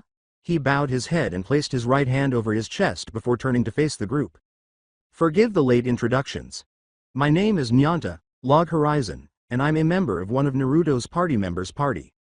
Lee held up his hand and said, I'm sorry, what do you mean by that? The man chuckled. Well, to put this in easiest to follow terms, it is I'm a member of a party. But this party is led by someone that is part of Naruto's party and thus he follows Naruto Neo. He sighed, makes sense now? Yes, indeed, Mr. Nyanta. The man chuckled. Pointing to the wall, they all went pale when they saw the skulls adorning some spikes perched on the edge. Well, it's nice to finally meet some of the people that Naruto-san mentioned in passing. You should know that even though the town might not like you guys, they're willing to give you one more chance, but trust me, mess this one up and your head will be on a pike. Fair point, Neo? Yes, indeed. Kakashi nodded to the individual. My name is Kakashi Hitaki and I would most definitely enjoy seeing some of the sights before we have to leave tomorrow. Nyanta chuckled. Of course, if you would follow me, Neo. He waved his hand at them. I'll take you on a tour of the town, Neo. Well, except for the noble district, as that would be difficult to reach, and trust me, it is more trouble than it is worth, Neo. What do you mean? He asked, turning to face Tenten, who blushed at his smile. Simple, he said, gesturing to the coastal docks where a few houses were tucked away in the middle of the water. Furthermore, the castle, which was also situated on the water, was not far from the residences. He motioned for them to follow him past the center of the entrance and into the town, saying, those homes are hard to reach on a normal basis and most nobles tend to not like outsiders coming to bother them, especially with things coming up in the near future, Neo. He turned his head and scowled before Aiz responded, what do you mean by events coming up? Aiz glared at them to stop talking, and they did. There is an important event that is coming up and most of the nobles around here don't want to be bothered unless needed. They proceeded into the town on their adventure. When the group arrived in the market district, they noticed a range of stores and booths offering goods that sometimes resembled their own but other times were unfamiliar or different. One was offering inexpensive blue-looking crystals for sale, and Aiz and Nyanta clarified that they were water crystals, which are used to make water sources. They are occasionally employed as enchantments for one's own weapons and equipment. Other shops sold food, primarily fish and other seafood, since it was one of their main sources of revenue. Eventually, Nyanta guided them out of the market and into the red light district, one of the more dubious areas of the city. The group noticed a wide range of women of various sizes, races, and appearances while they were there. When Kakashi saw all the attractive women, some of whom were dressed like women from some of the stories he had read. He couldn't help but get a little nosebleed. "Kakashi, did you forget?" He noticed Kurenai's glare as he turned to face her. "Not to worry, my lady Neo. In this district one can act on pervert instincts, but please keep your hands to yourself, Neo. Also, if they say no, that means no and you are to walk away or be killed." HMPH. Sasuke thought about sticking it to these filthy creatures to demonstrate who is the superior race while he was around, as he observed the women in the district. However, they heard a thump before anything could result from this. Everyone on Team 9, with the exception of Lee, gasped when they saw the woman he bumped into, who appeared agitated. "Oh my gosh, my lady, I apologize, I was not looking where I was going." Knowing the woman, Nyanta was perspiring, and eyes sighed, wondering if they would have to prepare to report the death of an uninformed Junin. Among the other attractive women in the room, the woman was particularly stunning. She had a killer figure, long white hair, and a fluffy rabbit tail and some floppy white rabbit ears. She had a thin waist, a soft-looking ass, sparkling green eyes, and breasts that were easily larger than most people's heads. This girl was dressed in a short black skirt that flaunted her tail and barely concealed her underwear, as well as a dark red top that accentuated her breasts. The woman looked up, but she froze before she could yell. The group assumed it was due to Guy's peculiar appearance, but Kakashi noticed something on her face that he never imagined a woman would see when she looked at Guy. A flush. She cleared some dust from her tail and dusted off her skirt and top, saying, "Oh, it is all right, sir. Please don't worry about it. Regardless, madam, I was not looking where I was going and I would like to make it up to you, especially since I'm new to town and unfamiliar with your culture. I don't want to cause offense." The group simply palmed their heads, leaving Guy to apologize to strangers in an approachable manner. "Well," she said with a smile that bordered on demonic, "if you truly want to make amends, then come with me. I have something in mind that you can do for me that will allow me to forgive you." She made a slow motion with one finger for him to follow. "Of course, anything to make it up to you. Forgive me, Kakashi," he said with a bow. "Would you mind watching my students while I deal with this mess?" Kakashi was tearing his hair out of jealousy and frustration over what was about to happen to him as he looked at his friend. He grinned at him and watched as he left with the attractive bunny, saying, "Sure, no problem." With his arms folded across his chest, the group turned to face the Catman, who said, "Well, that is a good sign, Neo. Never knew that Kurama to be into humans, but to each is her own." Sasuke stomped off before they could proceed and approached one of the women by an alleyway. Even though the group could not hear what was being said, they could tell the woman was offended by the way she looked at the teenager. She took the teen's arm in her own and led him into an alleyway after, for some reason, her expression shifted from anger to joy. Eyes sighed, aware that something was up. "Let's go, we'll come and get him when we need to get to the hotel later." Nyanta nodded and proceeded to lead them through the district in the hopes that nothing more foolish would occur. The law of Murphy is a jerk.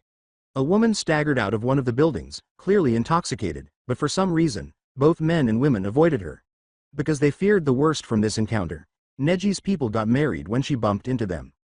When Neji turned to face the woman, he discovered his head buried in the dirt. "Watch where you are going, commoner." After receiving a vicious kick to the crotch, which caused him to fall to the ground in agony, he attempted to react and lift his head out of the dirt but discovered that his legs were not responding. He could hear what the woman was saying, but he couldn't hear anything because of the dirt. Before long, a furious woman was pulling his legs up and holding him upside down. She had dark red eyes, short white hair, and a slightly tanned face. However, he saw that she was wearing only a skirt and a loose white top, and her chest bounced, indicating that she was not wearing a bra. "What do you have to say, fucker?" The woman swung him up and slammed him face first into the ground, causing the ground to crack.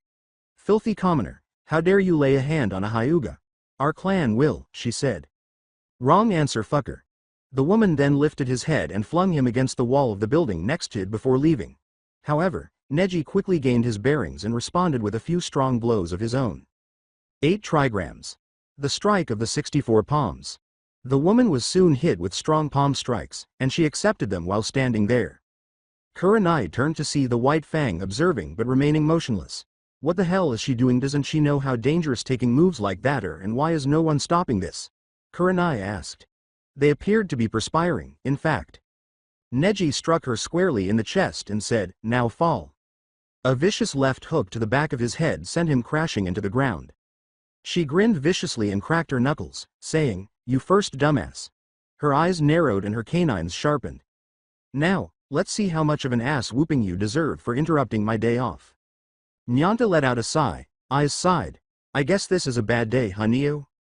Yes, it is, and quite honestly we should have seen it coming when we saw her first. They turned to see Choji pointing at the woman and said, wait, you know who she is. He grinned at the woman who was now literally stomping on the asshole Hyuga's face while she called him, saying, yep, I live here so I tend to know all people of great importance, Neo. Nyanta grimaced as she handed the child a vicious piledriver. She is a captain of a White Fang team and considered the most sadistic woman in the country. Trust me, you don't want to mess with her when she is drinking, hungover, waking up, falling asleep. Well, just never mess with her ever, Neo.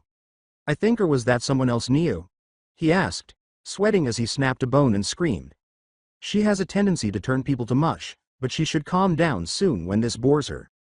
After managing to pull themselves away from a supposedly powerful and noble clan that was handing them their ass, the group finally left the attack. Nyanta showed them more of the neighborhood, where he met up with some of his friends and even struck up conversations with some other catwomen who resembled him. While observing the man, Kakashi noticed something that caught his attention. You see it too? Kakashi nodded his head as he glanced at Asuma. After observing him converse and flirt with the women in this area, he was able to come to the firm conclusion that either he regularly visits this region of town or he grew up in something similar, if I had to guess. Yes, he is truly a ladies' man, or at least a gentleman down to the smallest detail. He acts of a high social class and skill, but the thing that tells me is that he is someone of not such noble birth.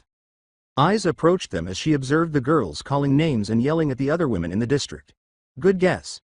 When Aiz realized that one of them was an expert at creating illusions and had done something subtle to make most of them look disgusted, he sighed. Nyanta was raised in this district as a child. He grew up with most around here, including the woman you saw earlier beating the shit out of the Hyuga. Really? Kakashi exclaimed as he watched the girls sob and scream about being ugly and being transformed into monsters. He could see that they were trapped in some sort of delusion that made them believe they were ugly, while the others around them were simply perplexed. However, because they had previously caused major problems with Naruto and the king and his family, he lacked the courage to reverse it or tell them. Fuck them, then. Yep, most of the people in this district live here for most of their lives, but before that they were slaves. She sighed. Each was treated horribly or just treated like abominations and freaks or even sexual objects. This ultimately led to a reform in most kingdoms outlawing such behavior. Asuma sighed. I see. Abuse and treating people like objects are things that never change. Even among demi-humans, it appeared to exist. Yes. Naruto is the reason they are living in this region and even have a new kingdom to call their own, as they did not want to bother another nation with their problems or become servants to others.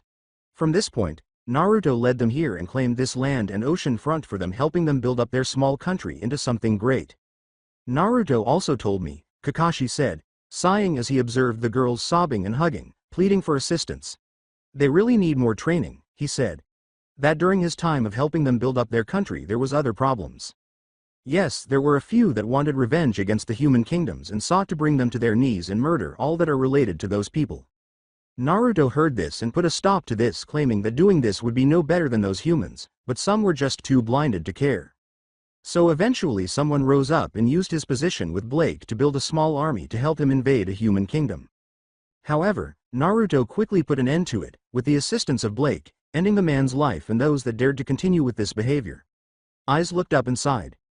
Naruto regretted killing those people as he understood what it meant to be treated like an outcast and freak and desiring to lash back and show them the same suffering they suffered.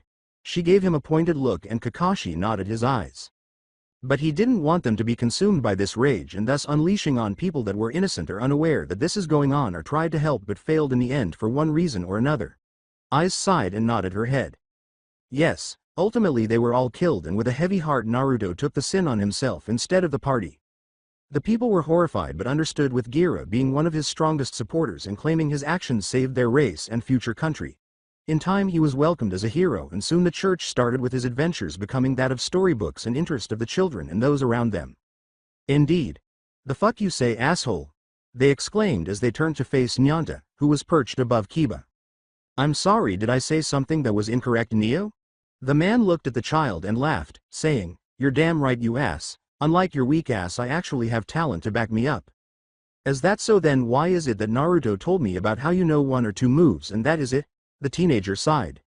Oh yeah, well, that dumbass has failed our academy exams multiple times. What does that tell you about how Al's so great status? Simple, he prioritized helping us over passing some pointless exam that he could get a passing grade in easily. Neo. What about you though? I hear you struggled on the exam and even had to do extra credit not to fail. Neo. Kiba came to a boiling point. Asshole, you are fucking with the wrong man. I'll show you your place, you damn cat. Kiba bared his fangs and sharpened his nails as he charged at the man. Nyanta swiftly retaliated by sweeping his legs quickly, knocking him unconscious as he crashed face first into a nearby wall. He sighed as he sat on his back and summoned a teacup into his hand using magic. He poured a drink into his cup and drank the tea while sitting on Kiba. After jumping on top of his foolish master, Akamaru quickly got a teacup for himself. He grew a hand on Kiba's paw while sitting on his back, and he began to sip the tea. Quite the annoying dog, Neo. Bark.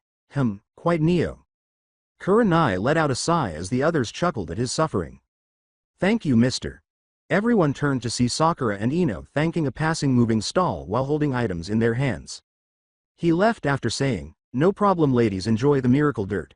Before long, the girls were massaging the substance on their faces. Soon we'll have our looks back, Ino. Yeah, and soon Sasuke-kun will love me. No way, forehead, he'll love me. Number me, Ino pig.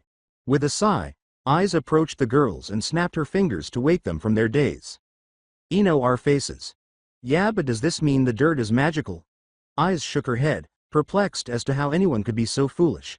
Particularly when they ought to have been able to see through that fundamental illusion. In fact, she and Naruto were terrible at it. But even they could easily see through that. They looked at this in shock and said, you too were in an illusion. No way. There is no way I got caught in something so stupid. Forehead is right, we are too good for something like that. Aiz continued to shake her head. You did, and at the same time the dirt you girls have been rubbing on your face, well, hate to tell you, that was cow shit. After a moment of shock, the girls started throwing up at the memory of what they had done.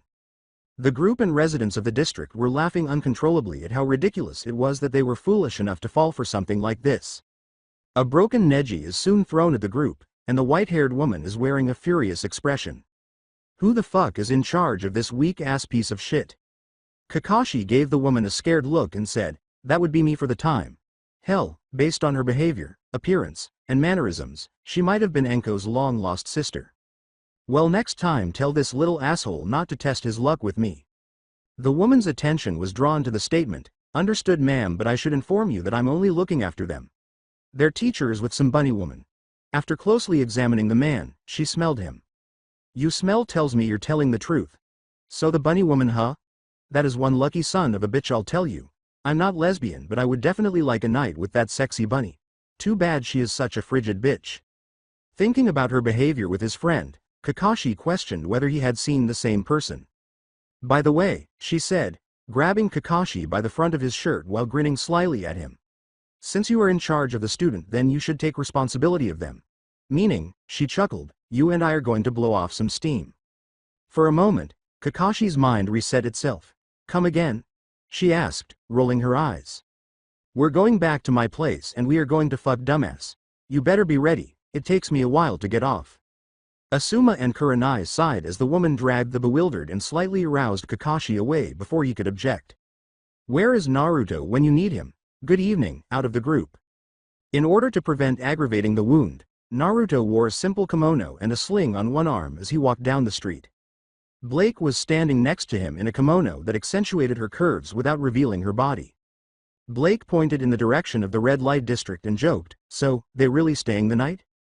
As they strolled down the dimly lit street, Naruto laughed and said, yeah, Kakashi was attacked by Hitomi and Guy was smitten with Kurama.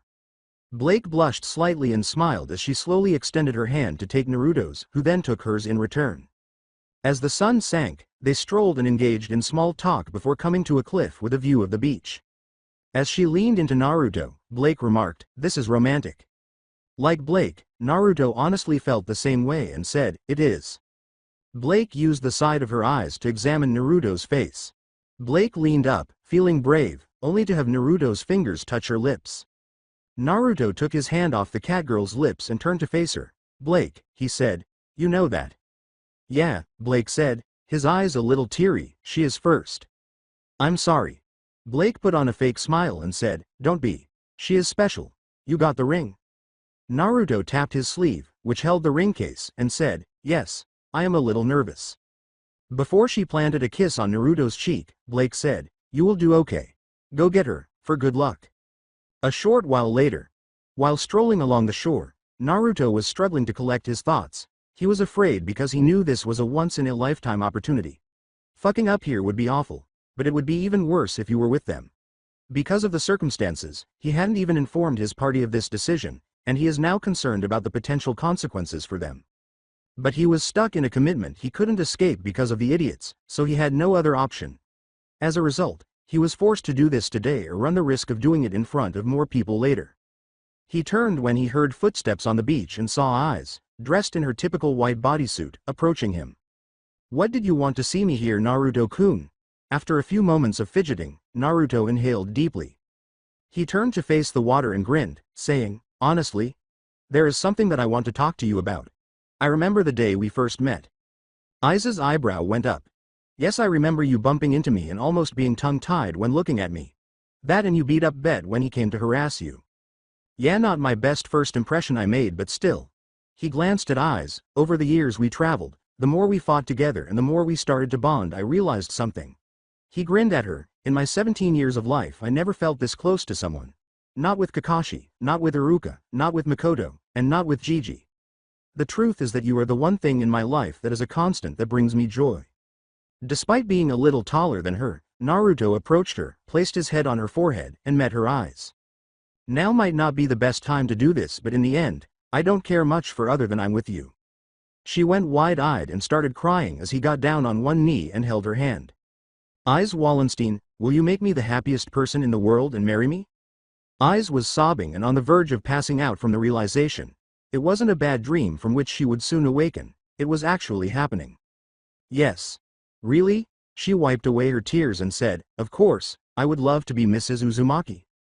Grinning, Naruto reached into his pocket and took out a stunning ruby ring with a golden band and a few smaller gemstones set around the ruby. Naruto placed it on her finger, watched it shimmer in the moonlight, then got up to give her a kiss. This kiss was more intense than the others, and before long, the two put their arms around one another and held each other tight. Not concerned with time, not concerned with place, and not concerned with their surroundings. They were going to formally declare that they were each other's world.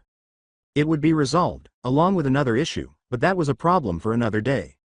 Time jump after their engagement, Naruto and Aiz were strolling through the red light district, grinning and chatting animatedly. Particularly after Blake discovered them and spoke with them about their plans and engagement. Naruto motioned for the girls to stop and wait for him when he sensed someone in the nearby alleyway while they were conversing. I'll be right back.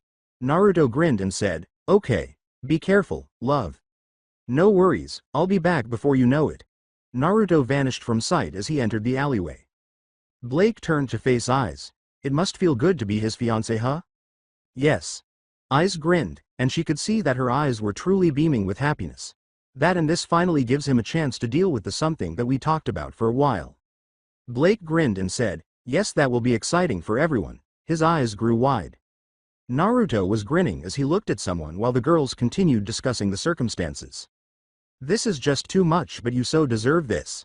Below him sat Sasuke, naked, blindfolded, gagged with his own boxers, and, based on what he could see, soiled in his mouth. Did he mention that he was naked? A note on his crotch revealed not much there.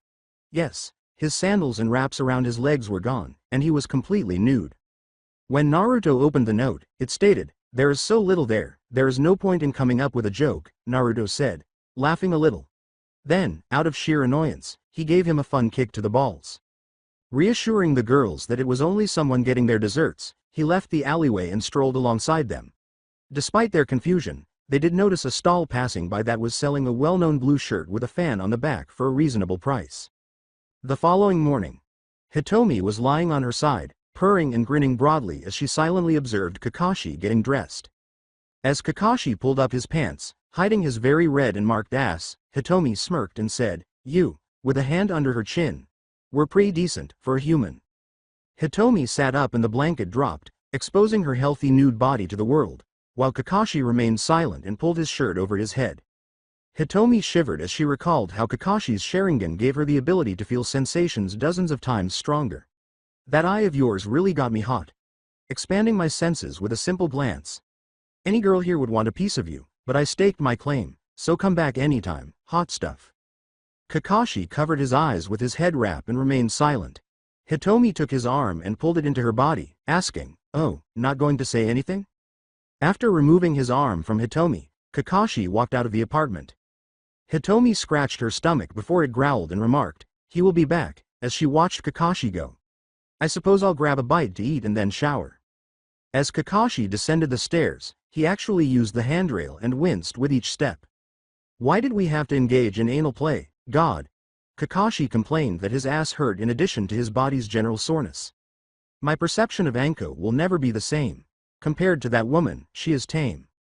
After reaching the bottom of the stairs, Kakashi paused to run his hand through his perspiration-drenched hair. As he caught a whiff of his own body odor, Kakashi thought, "I smell. If I don't take a shower, Kurenai will fucking kill me." As Kakashi made his way slowly to the third-floor exit of Hitomi's apartment building, a nearby house door suddenly flew open. He got out with Kurama, the woman he had met the day before, and Guy. In a way, he had no shirt on because the top portion of his jumpsuit was wrapped around his waist, and Kurama was dressed simply in a bathrobe. With a big, playful smile, Kurama said, "No, I don't think you can do push-ups with me on your back." "Oh, seeing is believing, now let me show you my youth," Guy exclaimed, grinning broadly. "Yoouth. OOOW. Shoot up. Sensitive hearing and it is 9 in the morning, asshole." Before beginning push-ups, Guy lowered himself to the standard position and allowed Kurama to lie on his back. "Guy?" Kakashi let out a somewhat desperate gasp. Guy looked up, saw Kakashi, and grinned while continuing to perform push-ups. He asked. "Good morning, my eternal rival. May I ask what you are doing here in my partner's neighborhood this early?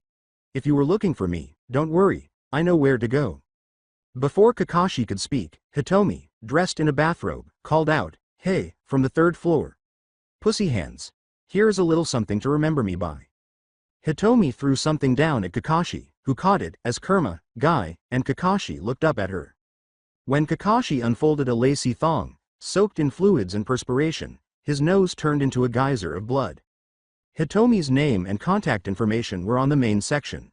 Kakashi's head began to feel light and spinning, and all of his fatigue finally caught up with him. Hitomi saw Kakashi sway and then begin to fall, her thong flying into the air as his knee gave way. As he fell, Kakashi thought, "This is the worst day of my life." His eyes began to close, revealing pictures of Minato, Kushina, and even his father. More than your deaths, even. Like the bodies, Kakashi fell to the ground, the thong landing on his face. Kurama laughed, and Guy was perplexed. What the hell did I walk into? When Guy and Kurama turned to face the voice, they saw Eyes, Blake, and Naruto. They all had confused, disgusted, and disappointed expressions on their faces. Team 7, Team 8, Team 9, and Team 10 were all assembled at the gate. Kurenai was glaring at Kakashi, who appeared more worn out. She was not pleased with the lease after learning what he had in his pocket. However, even though he winced when he gave his friend a pat on the back, Guy congratulated him on finding a loving girlfriend. It turns out that claw nails are extremely painful and can rip your back if you're not careful when you're enjoying yourself. Who knew?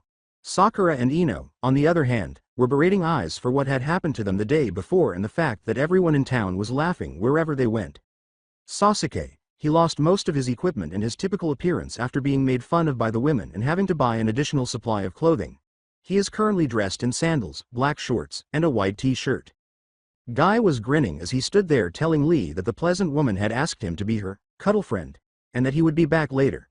Lee and Guy had no idea what this meant, but Naruto did, and he chose not to explain it to Guy because he wanted to leave without raising any red flags or causing another incident. The group nodded, but they heard someone yelling at them. "All right everyone, are we ready to leave?" They turned to see Kiba snarling at the man as Nyanta ran toward them. "Sorry for bothering at this time, Naruto-sama Neo." "It's fine, what is it?" He dropped a big brown pouch into Naruto's hand and said, "First I wanted to give you this." They heard something jingle inside. "This is the team's payment from the job, you." Recut to be precise, Neo. With a seal glow in his hand, Naruto said, "Ah, thanks." He then sent the pouch off. "Next, the king wanted me to ask you for a favor." "What is it?" The young girl from the cave and the one he left at the temple were revealed when Nyanta pulled aside the child who was hiding behind him. Apparently this little one is the niece to a noble duke in the nearby nation. We got word from him that he would like her returned to him as soon as possible. Since you're leaving, we are hoping you would do this for us. The masked man grinned and nodded his head, saying, "Sure, I don't think the Hokage would mind us doing this to improve relationships with other nations, right, Kakashi?" "Yep, let's do it, Naruto." Naruto approached the child and asked, "Hey, you ready to head home?" As she glanced at her feet. "Great." The child nodded her head shyly. With her legs wrapped around his chest and her arms around his neck, she leapt onto Naruto's back as he squatted down and turned away from her. "Hold on tight, okay?" "K," was the timid, low response. Naruto, the kunoichi, and the shinobi then set out, with the young girl on his back and eyes standing beside him with her hand on her sword's hilt. Naruto led the group, all set to strike when the time is right. As he pulled up behind him, Kakashi watched Sakura and Sasuke, who were with their peers. As Lee is discussing youth or something, the Junin surround the genin in the hopes of shielding them from any potential danger. When Kakashi arrived at a forest and began to walk through it, he looked up at Naruto and inquired, "Naruto, about the country we are going to now?" "Yes." Naruto grinned and asked, "What exactly is the state of the country?" "The country is ruled by a king I helped a while back. Since I did this, he welcomed us into the fold as a member of his hero guild. His brother, the Duke, also welcomed us after we managed to cure his wife of a horrible disease that almost robbed her from her family." "I see. But the nation itself is human-centric. They have other races from different realms, but that does not mean they treat them as equals. Laws require there to be respected and treated as peers, but as you can see, that doesn't always happen." "I see." Kakashi turned to face his side and hurled a kunai into a bushline, only to have it clink against something. With the exception of Naruto and Aiz, who were boredly staring in that direction, the group went on alert. That was rude. 3 individuals emerged from the bushline. 2 girls and a man. The man had a shield on his left arm with a blue gem in the middle, a green cloak around his shoulders, and some sort of barbarian armor. He had more controlled, spiky black hair than Naruto, and his complexion was slightly lighter than most people's, almost as light brown as Naruto's. Beside him stood a girl with dark brown eyes, long brown hair, ears protruding from the top of her head, and a brown and white outfit that showed off her figure without being too tight. Being about Aiz's height, the girl in question was a little shorter than the man, and she had 2 swords, one on her back and one by her side. The last girl was a short blonde with blue eyes, dressed in a white and blue dress, and had feather wings that hung out of her back as white as snow. The girl appeared to be grinning broadly at everyone in her vicinity while sporting blue gloves on her hand. "Now Fumi, I see you on a request," the group said, turning to face Naruto and grinning. The man scoffed, "Not really, we are here just gathering supplies for a potential invasion of one of the realms. You know, from the waves?" "Yeah, I know, but it is not for another day or 2, right?" Shaking his head, Naofumi said, "It is about a week away, but it never hurts be prepared for a fight before it happens. After all, not all of us can be all-powerful like you." Naruto's casual demeanor caused the teenager to scratch his cheek. "Okay, fair point." Naruto approached him with the girl on his back, avoiding the unidentified man but observing the blonde and brown-haired girl with intense interest. The girl with brown hair blushed slightly as Naruto turned to face the other 2 and grinned. Naruto struck him in the shoulder, causing Naofumi to wince. "I'm sure he is still running you both ragged with requests and work, huh?" Naruto said. "It's good to see you both are keeping up with Naofumi." The girl with brown hair bowed and said, "But it is good to see you again, Naruto-sama." "Not at all, I am Naofumi-sama's sword, so it is no trouble." Aiz let out a sigh. "Raftalia, he doesn't like that honorific, you know that." This error caused Raftalia to blush, but Naruto dismissed it by taking something from his cloak. The blonde leapt up and down as he revealed some apples with a magic seal. "Here you go, Philo, eat up." "Thank you, Naruto-sama," she exclaimed as she swiftly grabbed the apples from the air and devoured them wholeheartedly, while Naruto merely chuckled at this spectacle. "So," Naofumi said, bringing his arms crossed and drawing attention to himself, "are you going to introduce us to the people behind you?" Naruto sighed as he turned to look behind him and saw the kunoichi and shinobi relaxing but remaining vigilant. "Yeah, sorry about that." He turned to Kakashi and said, "This is a dear friend of mine and sensei, Kakashi Hitaki, and his other 2 students minus myself, Sasuke and Sakura." After giving them a quick glance and snorting, Naofumi turned to face the other members of the group, which irritated Sasuke by dismissing him once more. He would have complained, but he was too sore to try again after some irate women rammed his ass. In addition, Kakashi and the other Junin are keeping a closer eye on them in an effort to avoid further damaging his already strained relationships. The dog barked, and before Kiba could respond, Shino placed a hand on his shoulder, signaling him to keep his mouth shut. Next, Naruto went on, as Kurenai Yuhi, the Junin in charge of Hinata Hyuga, Shino Aburame, Kiba Inuzuka, and his master Akamaru. Next up is Team 10, led by Asuma Sarutobi, son of the Hokage, with Shikamaru Nara, Shoji Akamichi, and Ino Yamanaka at his side. The group waved, and Naofumi grinned at Shikamaru, who seemed to have more going on than first glance. The girl grinned at them and expressed admiration for the weapons available, as well as the fact that the teenager is using a shield rather than a real weapon to attack. Finally we have Guy, who is the leader of the team of Rock Lee, his mini-double, Neji Hyuga, and Tenten. Lee was grinning and waving at the man, who simply waved back, while Neji remained silent so as not to get into any more trouble. Naruto grinned and gestured to the child on his back who was hiding behind his neck, asking, "So what are you guys doing out here?" This little one is needed to be taken back to her uncle the Duke. So we agreed to take her in trying to improve relations with the demi-humans. As the sun began to set after the lengthy journey, he said, "Ah, I see." He grinned and said, "Well, if you guys want, you can join us at our camp as it is getting late. You won't reach the border soon and the monsters around here are dangerous if you don't know what to look for, so best to stay at our camp while you have the chance." After giving it some thought, Naruto realized he had a point. During the night cycle, the woods become hazardous, but he can use his own magic to build a barrier around the camp that keeps monsters from approaching and, should they attack, would vanish from view. Sure. Turning to face Kakashi, he nodded to his teacher, who concurred that this was the best course of action at the moment. The young girl was staring at Raftalia on her way back to the camp, admiring not only her beauty but also her ears, which the woman noticed and grinned. The girl hid behind Naruto's neck once more after believing she had been caught being impolite, but Raftalia approached. "You want to touch them?" "Yes, please." To indicate that everything was all right, Raftalia leaned closer and made her ears twitch. The young girl appreciated how soft the ears were when she reached out.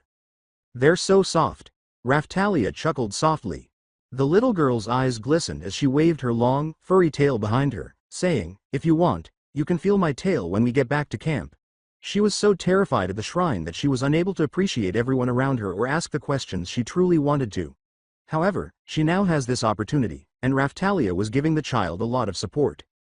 As a former slave, she was aware that comfort was both uncommon and a welcome treat, especially since she could see the scars on her arm and knew that they were the result of something terrible. Before beginning to assist Eyes in setting up their tent at the camp, Naruto swiftly created a sizable magical barrier around them. Since the young girl was at ease with Raftalia and Philo, who was now allowing her to pet her feathers in wonder, it was decided that they could allow her to sleep with them. Raftalia agreed because she could see the child's subtle signs of needing warmth at this moment, and the child was happy and wanted this.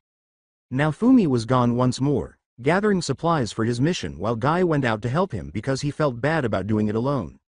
Philo sighed while they were gone. Before anyone could react, a cloud of smoke materialized and a massive white bird with blue markings on her feathers and a cowlick on top of her head took her place. "Man, I'm tired, time to change." The little girl approached Philo and exclaimed, "Sugoi. You really are a Philolial." She reached out but refrained from touching the bird because she wasn't sure if it was permitted. However, Philo came over right away and gave her some consolation on her feathers, and before she knew it, she was fast asleep. After finishing the tent setup, Raftalia frowned at a few campers and said, "Good to know Philo's feathers have this same affect. Especially the other girls." She could see that the brown-haired woman with weapons and the black-haired woman and her student were successfully erecting their tents, while the blonde and pink-haired girl was merely chatting and gossiping without doing anything to assist with camp setup. The same could be said for the teenager with the black hair who, for some reason, was only glaring at Naruto and then at her. She was unaware and chose not to inquire, instead concentrating on completing the setup of her tent before approaching the child. But before she could get to her, she felt someone grab her wrist and turn to face Sasuke. "Bitch, do you not know how to address your betters?" When she took her hand away, he growled and grabbed her tail, making the girl angry. "I do, but you're not one of them." "I didn't say you could talk to me like that, bitch. Listen closely, the rest of your race may have humiliated me, but I won't take it from you." Kakashi grabbed Eyes by the back of his neck and pinned him to the ground with his knee on his neck just as he was about to step in. He lowered his head. I'm sorry about him. It's okay, Raftalia said, glancing at the teenager. Just a warning, touch my tail again, I'll remove the offending limbs.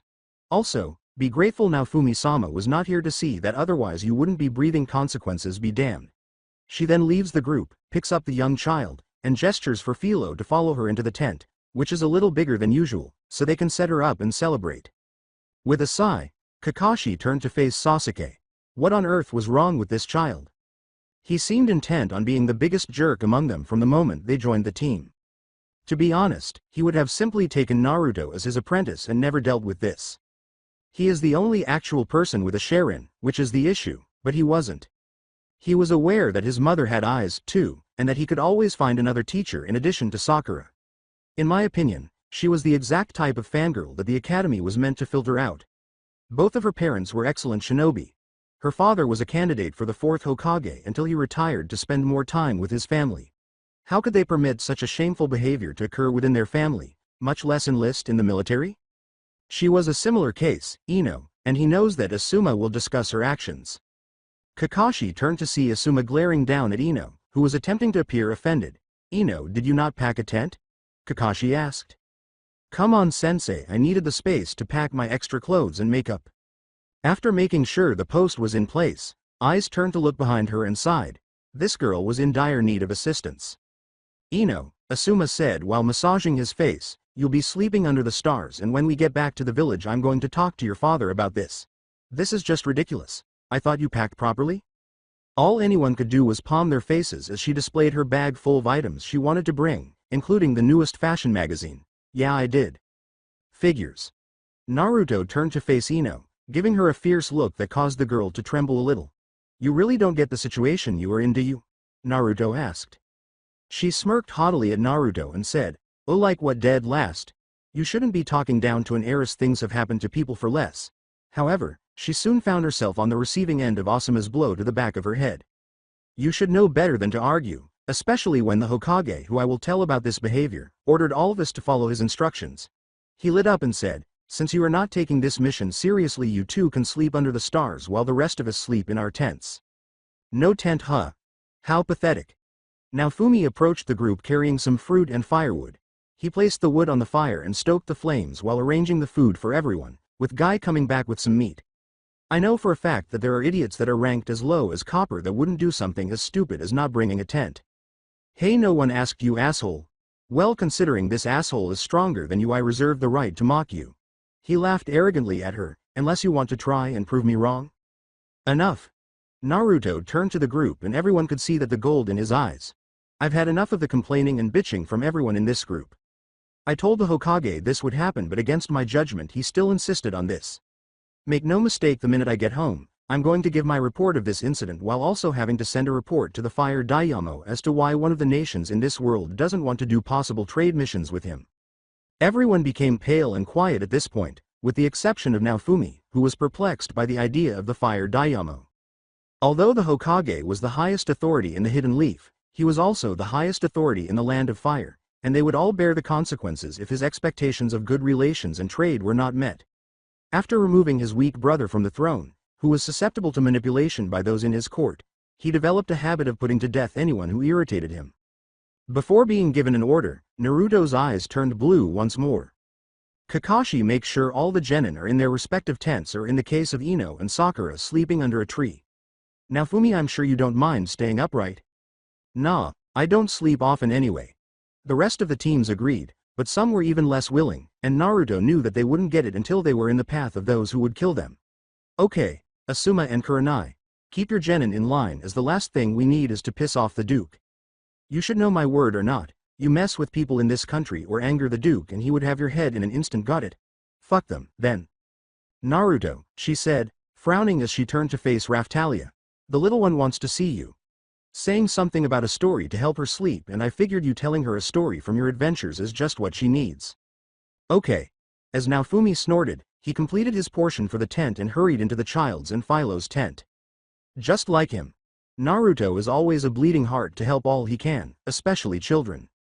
Yes, he Naofumi-sama, but you shouldn't mock him, remember how we were saved by him. With a sigh, the shield hero nodded. After placing Sasuke in his tent and telling him to remain there, Eyes notices the bewilderment on Kakashi's face. Naofumi came to this world by alternate means like Naruto-kun. Really? Naofumi gives a nod. Yeah, but unlike him I can't go back to my world at all. Naruto tried to help, but unfortunately the teleportation method is complicated and impossible to predict where it would send me.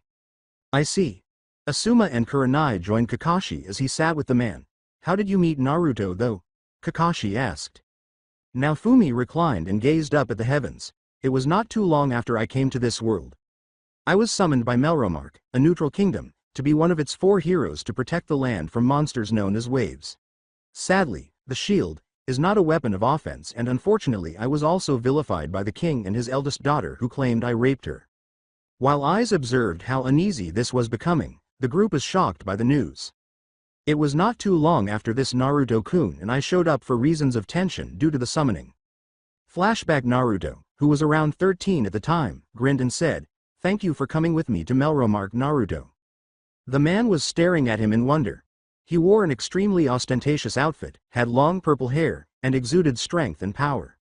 On top of his purple top and blue long skirt, this man wore a white toga robe and a white turban with an intriguing design on the front. In reality, the man was the Sultan of Agrabah. Sorry if this is the wrong place, but just roll with it. And one of the nations Naruto knew joined the Confederation in defense against the other dark races.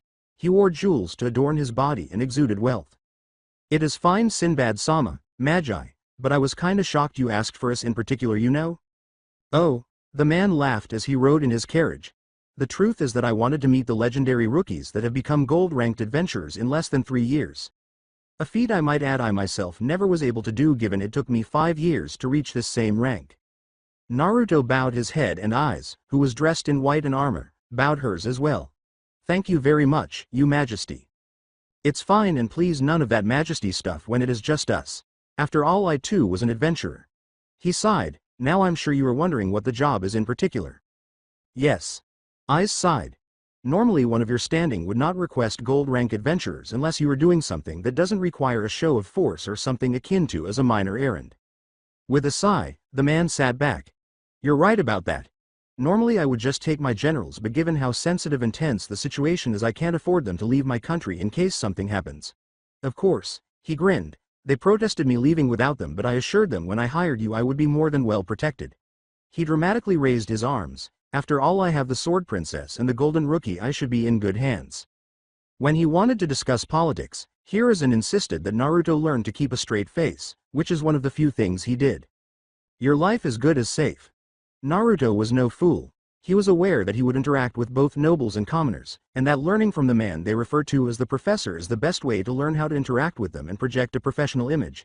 He picked things up pretty quickly after a lot of slapping with a ruler and having to redo assignments. He still rubs the back of his head and winces whenever he hears Hiruzen smack a ruler in his hands. He turned to face Naruto and Eyes and grinned, saying, "So the queen and I made a deal. I could come to the country and claim one of the heroes for myself. In exchange I continue to do trade agreements.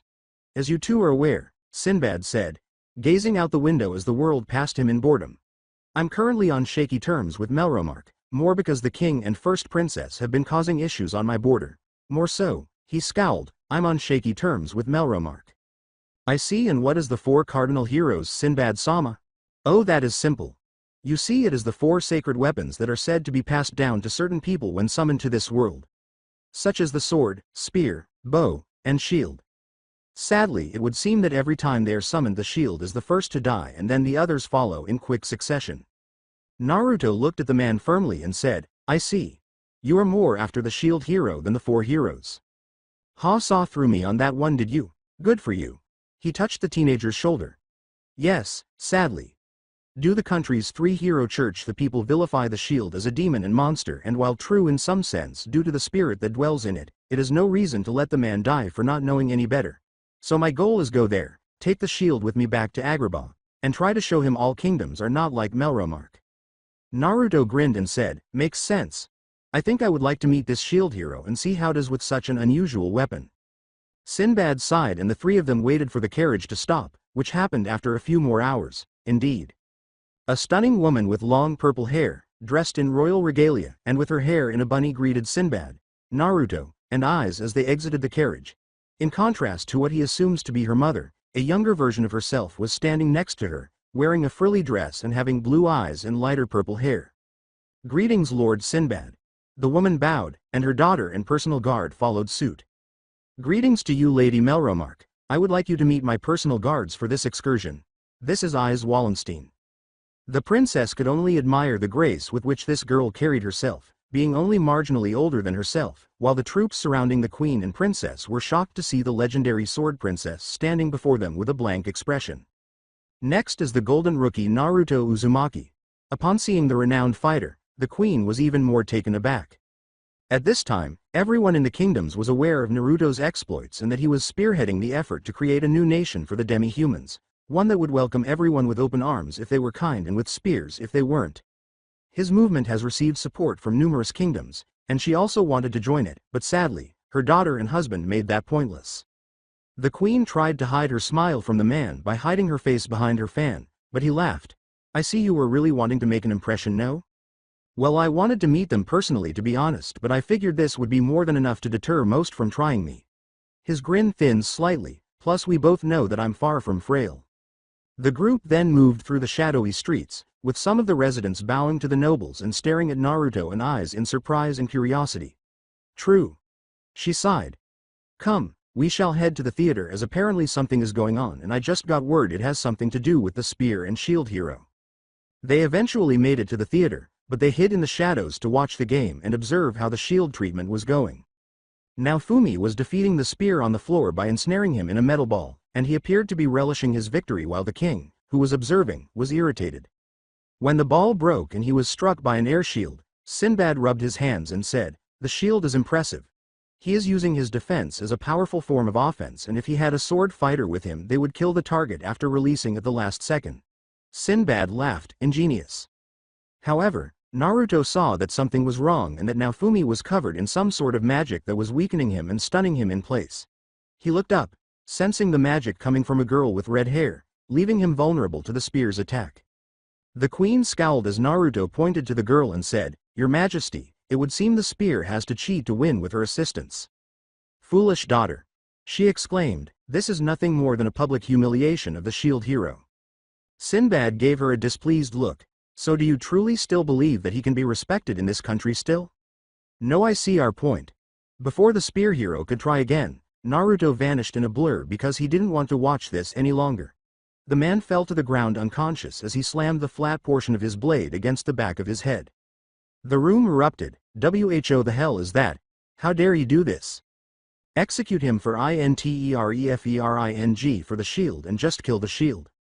Naruto snorted and flipped the bird to him and the princess in a single motion, saying, "You dare interfere, I will have your head, outsider."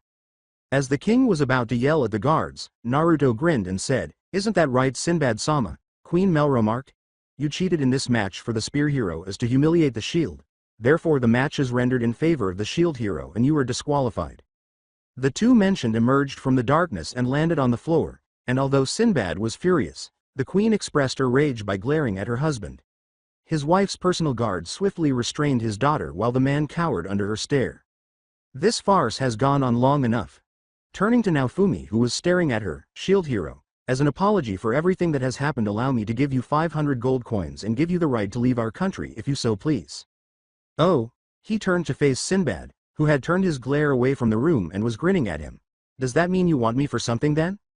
Sinbad chuckled. "While it is true I would like your help with the waves, I more want to offer you a better home for yourself." "Oh, yep. From here on you join my country, and while I would call you for the waves you are free to adventure and rank up as you please with no one stopping you." When Naofumi stood up, he saw Naruto grinning at him and snarling. "What are you looking at?" Raptalia, who joined their side after being freed by the guards, said, "Well, Shield, I was wondering if you and your partner would like to join me in Eyes on our adventures?" Naofumi gave the teen a glare. Naruto kept grinning and extended his hand, saying, "I don't even know you, how can I trust me?" "You can't, but I can promise I'll earn your trust." When the shield noticed that Raptalia wanted him to shake his hand, he did so but said, "Fine, I'll join this other country and you, but the minute I get strong enough or find a way home I'm gone." "Fine by me. Welcome to the party, shield hero. Name's Naofumi, get that right." "All right, Naofumi." Flashback end. From this point, he traveled with me and Naruto for years. I see, said Kakashi, who was eager to meet this Sinbad because he seemed like a strong fighter in his own right and a potential future ally. Yes. With a yawn, Aiz got up and said, I'm going to bed. Do your best not to stay up too late. Naruto and I will need you prepared for everything on the journey back. Got it. Kakashi watched Aiz shut the tent between her and Naruto, who was dozing off in his sleeping bag and staring at the side of the tent. With a head tilt, Aiz. You sense someone? Yeah. She gave him a cheek kiss while grinning. She quickly undressed and cuddled up to Naruto, who grinned and held her close. If the barrier breaks now Fumi will tell us, for now get some sleep. In the trees beyond the barrier, is she really in there with them? Yes, from what the information I got she is. The girl mockingly said, Are you sure this is a good idea, mine? I mean the queen? Don't worry, my mother won't know about this, and if this child is as dangerous as the contractor says then we need to deal with her tomorrow. The man in the tree line scowled as he observed the barrier, waiting for the power to fade so they could finish their task. Okay, whatever you say. Ignoring Mine's cunning smile. With the kids passing, I'll have more money than ever before, and I'll get rid of the shield hero for making fun of me, the so-called golden duo. Battle the spearman. When Naruto noticed the sun peeking through his tent, he woke up. With a sigh, he sat up quickly, but his right arm was being held firmly by someone. He grinned as he looked down. Aiz held his arm while she buried her head in his and pinned his arms to her chest. He smiled when he saw her smile, then leaned in to kiss her forehead. This action had the potential to cause her to whine and raise her gaze. Time to get up. Right, you're just so warm, Naruto-kun. I know, you've told me in the past, but we need to get moving, as the sooner we head out the sooner we can deal with the pests surrounding us. Agreed. Aiz swiftly put on her armor and fastened her sword to her belt line after rolling out of their shared sleeping bag. Naruto was the only person who could see her nude, so she didn't care. A while back, a man attempted to snoop on her while she was taking a bath in a nearby river. Naruto used a rusty kunai to castrate the man and then cauterized him with his balls over a fire. Before leaving his tent, Naruto had equipped his sword and put on his armor, allowing Aiz to destroy it. Kakashi, Naofumi, Asuma, Kurenai, and Guy sat around the fireplace, ensuring that everyone was moving. The Junin seemed to be early risers who shared his desire to complete the mission. Or that, simply because they were in the field, they were early risers. After eating a small meal, Naruto noticed that the genin were split up, with Lee, Tenten, Kiba, Shino, and Hinata finished removing their camping supplies and putting their equipment away. Sakura, Ino, and Sasuke, on the other hand, were struggling because the girls looked awful, and Sasuke just seemed annoyed. Neji was merely sneering at Philo and Raftalia, who were checking to make sure the child was awake, when he glanced over. Naruto yelled as he saw everyone prepared to leave. Alright, let's get ready everyone. We are about to have visitors and they aren't friendly.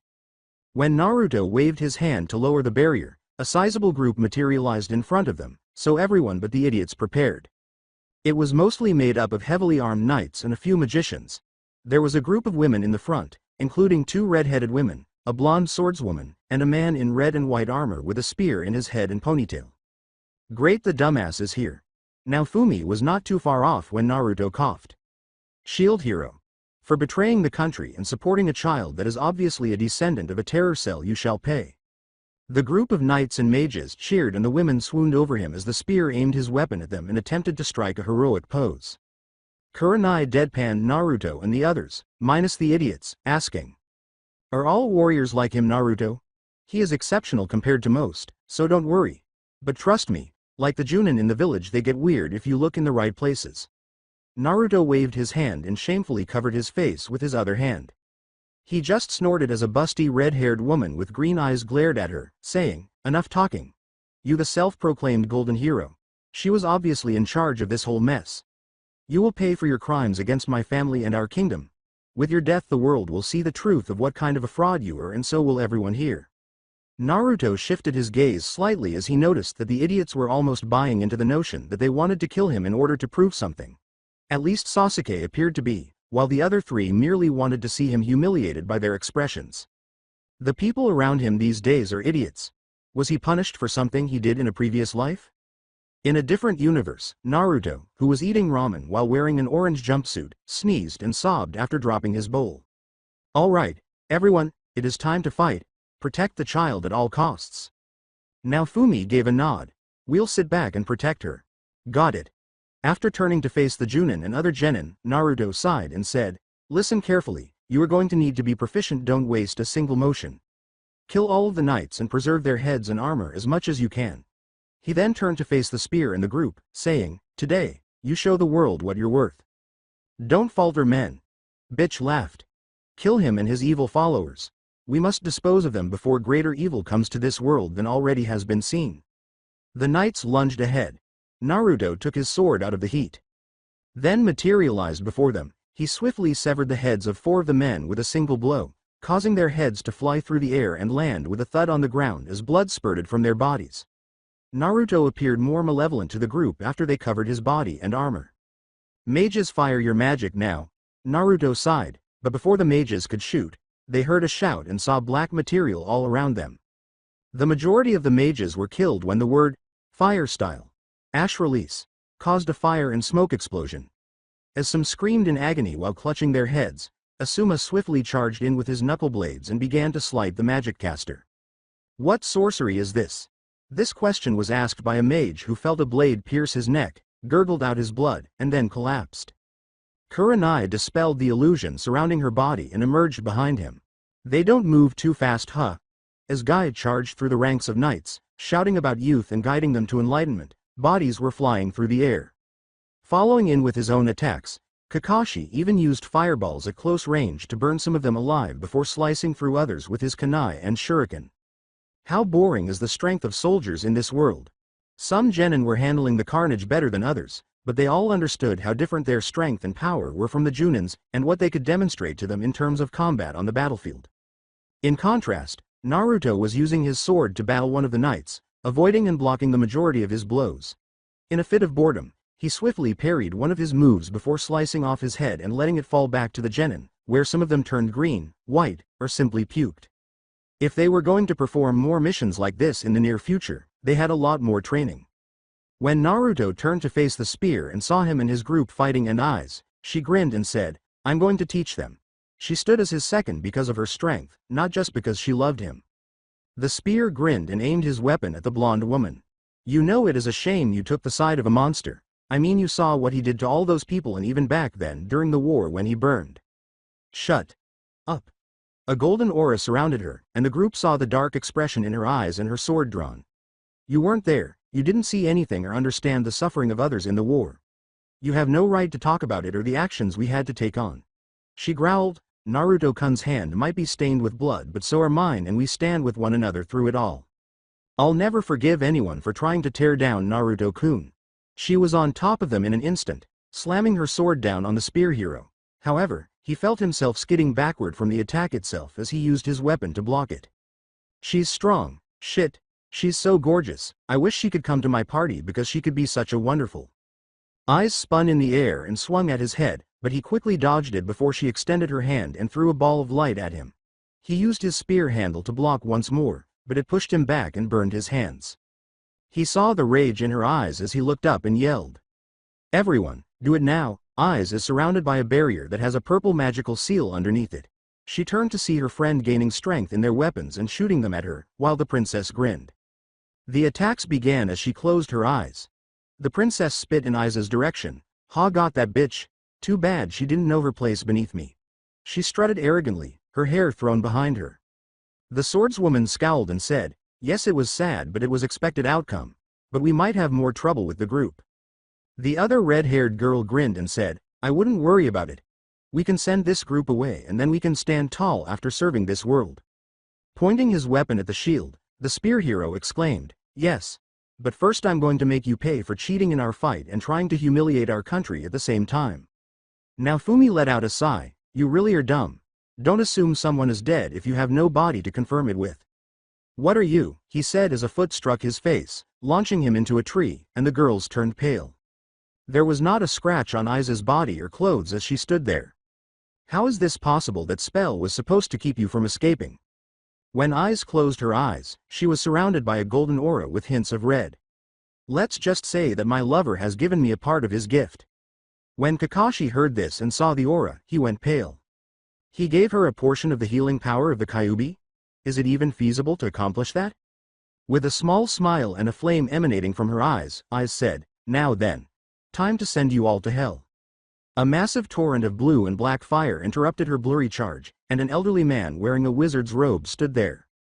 Princess, please retreat with the spear hero. It seems that these monsters are beyond expectations. I shall cover your retreat. The princess twitched, but she knew she needed to return home to defend herself and create an alibi with her father to ensure that the other nations couldn't find her or demand anything from her. Thank you, Warod, he said, turning to face the girls. Grab Matayasho, we are leaving. The girls gave a nod, but the spear got to his feet, his eyes blazing. I'm not leaving until I take your head now, Fumi. It is your fault. Oh, what is my fault? I asked, genuinely interested in what he had done to him. You're the reason she died. One of my party members died because of you. The girls ran into you while on the border and you slaughtered while hiding behind the troops of Sinbad. Now where did you get that shit from? I was nowhere near that. I was in this country preparing for the upcoming. I'll hear no more. You'll die here and now. Matayasu charged at Naofumi, who simply raised his shield and effortlessly deflected the spear-driven blow. He pushed back against the spear, forcing him to skid backwards, but he didn't falter despite pushing against his shield. What? You didn't know? While you were busy soaking up the praise and love of the people, I was training my ass off and becoming mightier and mightier thanks to my comrades. I was trained to the point that I can fight on even footing with all of my friends. Shut up. They're monsters just like you. With a growl, Naofumi yelled. Better than wastes of space like in the other two heroes and that stupid fucking king and bitchy whore of a daughter. In an attempt to instantly kill him, the spear snapped, leapt back, and launched a strong blow at the shield. The blow smashed into his shield after leaving his spear, but he swiftly and unopposedly launched it into the air. Impossible. Matayasu finds it unbelievable that the jerk, who used to be the weakest of the four, can now compete with him without ever attacking. Matayasu-sama, we are leaving. No, I'm not leaving, auntie. Naruto is standing on the tip of his spear, his sword in his face, aimed at his throat. Leave, spear hero, or I will end your life and the lives of all those around you. Naruto's eyes turned gold, but the spear hero felt a dark presence wash over him and saw his eyes turn pure red. He saw a black creature behind him that the others couldn't see. It had big black wings, black horns growing out of his head, red eyes like Naruto's, and was made of pure evil. He shivered and almost passed out from the evil emanating from him. He was jolted back to reality by a tug on the back of his armor. He chose not to fight them this time after realizing that the princess and the others were guiding him away from the altercation. He turned to face Naruto, who was watching them run. There's something really wrong with him, he said, and I have to report this to the country. Maybe then we can get ready with the church to eradicate a monster. No, a demon like him. With a sigh, Naruto, it slipped out. I knew it was coming. I can explain that with Kyuubi, so hopefully he believes it to be demonic, but if not, I'm in serious trouble.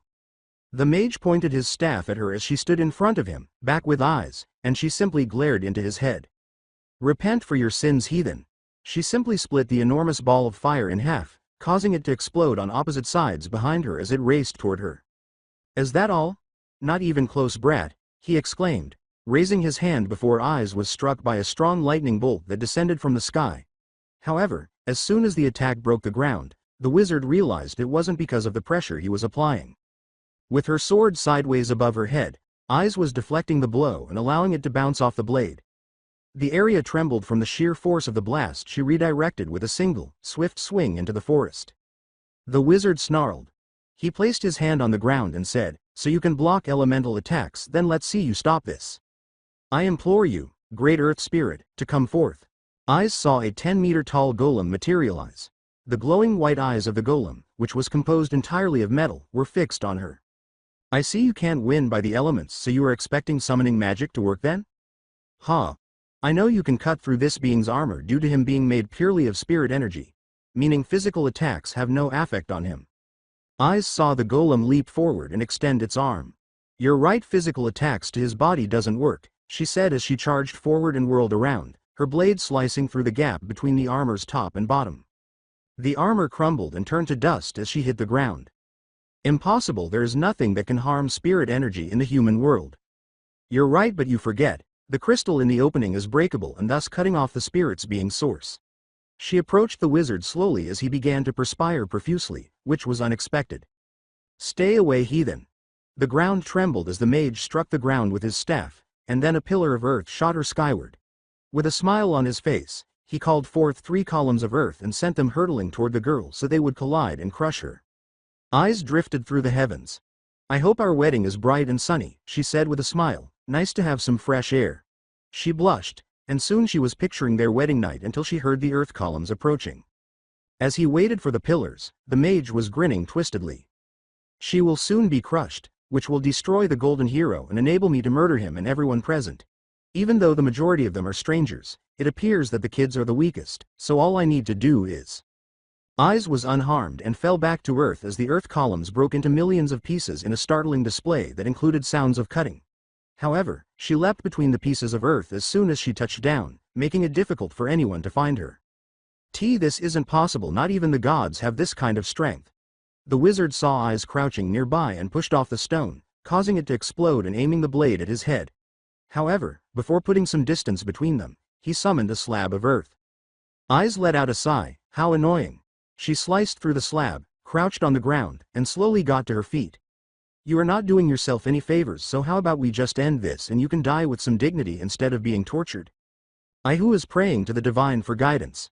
Come forth and smite this heretic and bring rightful justice upon this world." Naruto noticed a strong ray of holy energy emanating from the sky when he looked up. Kakashi yelled as he looked, "Eyes, look out." The girl in question sighed as she looked up. "Your funeral." The attack struck Aiza's head as she raised her hand. After having to cast such a strong spell, the wizard fell to the ground, panting, and everyone was unable to see what happened because of the dust kicked up by the large explosion.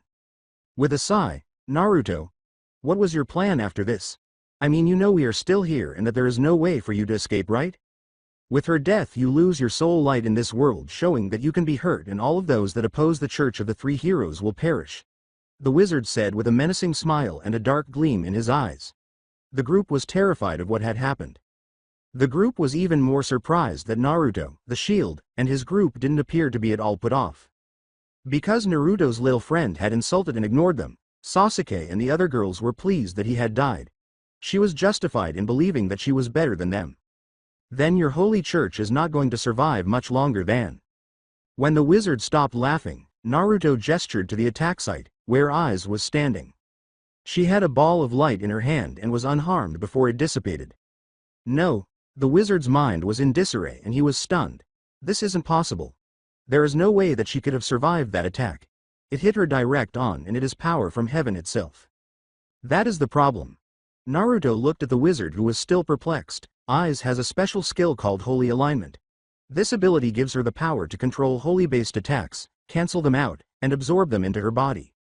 She can even use holy relics, weapons, tools, and equipment of other kinds without any formal training or requirements. I guess you could say she is the truest form of a woman that was meant to have the power of heaven at her beck and call.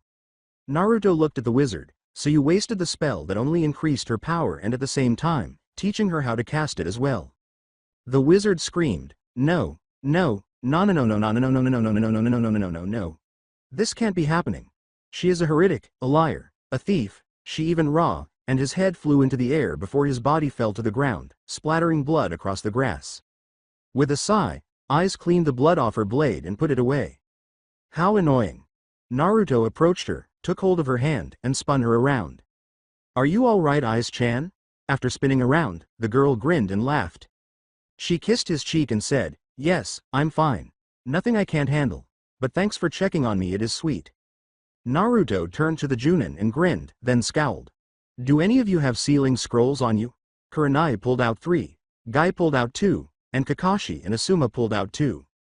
"Good, listen, gather up all the bodies and make sure they're in preservation scrolls. We are going to need those whenever Melromark comes, and when they do, trust me, it is going to be messy." Naruto drew his medallion and faced the wizard. Three-hero church. Naofumi snarled, "Nothing more than a glorified pit of liars and deceivers." Indeed. Naruto removed his own scroll to seal the body after dropping the pendant.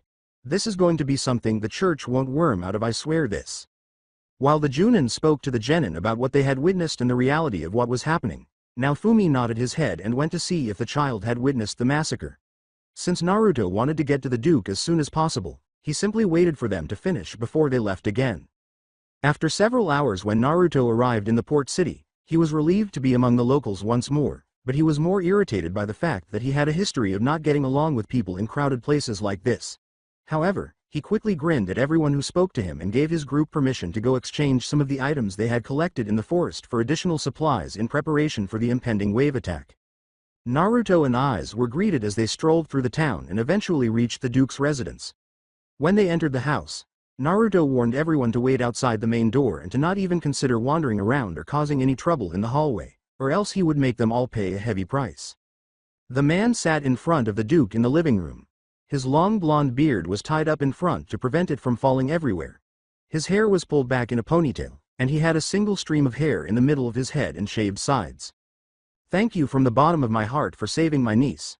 I feared what happened when I couldn't reach her or my brother and his wife," said Naruto, a gruff but noble-looking man who grinned. Naruto and Aiz bowed their heads and said, "I'm happy to help and sorry I couldn't save the others. I'm sorry there is no body to bury." The Duke sighed and scowled. "Maybe it is better there is not, as I wouldn't like to see what those monsters did to my family." He clenched his knees, "But now I fear for the mind of my niece and I don't know how to help her. My wife might be comforting, but neither of us know of what we can do to help ease her mind." When Naruto noticed the Duke's suffering, he reached into his pocket and conjured up an object. "Sir," placing a medallion on the table that depicts a woman holding out her hands. "Here." The Duke took the medallion and gave it a perplexed glance. Naruto replied, "Go to the church in Center of Time and ask for Mother Tussa and show her this. She will know what you need and know I sent you. Trust me, she has amazing gift of helping children recover from the worst of things." The Duke walked around the table, grabbed the medallion, and embraced Naruto. After being startled at first, Naruto felt damp patches appear on his shoulder before giving the man a back pat.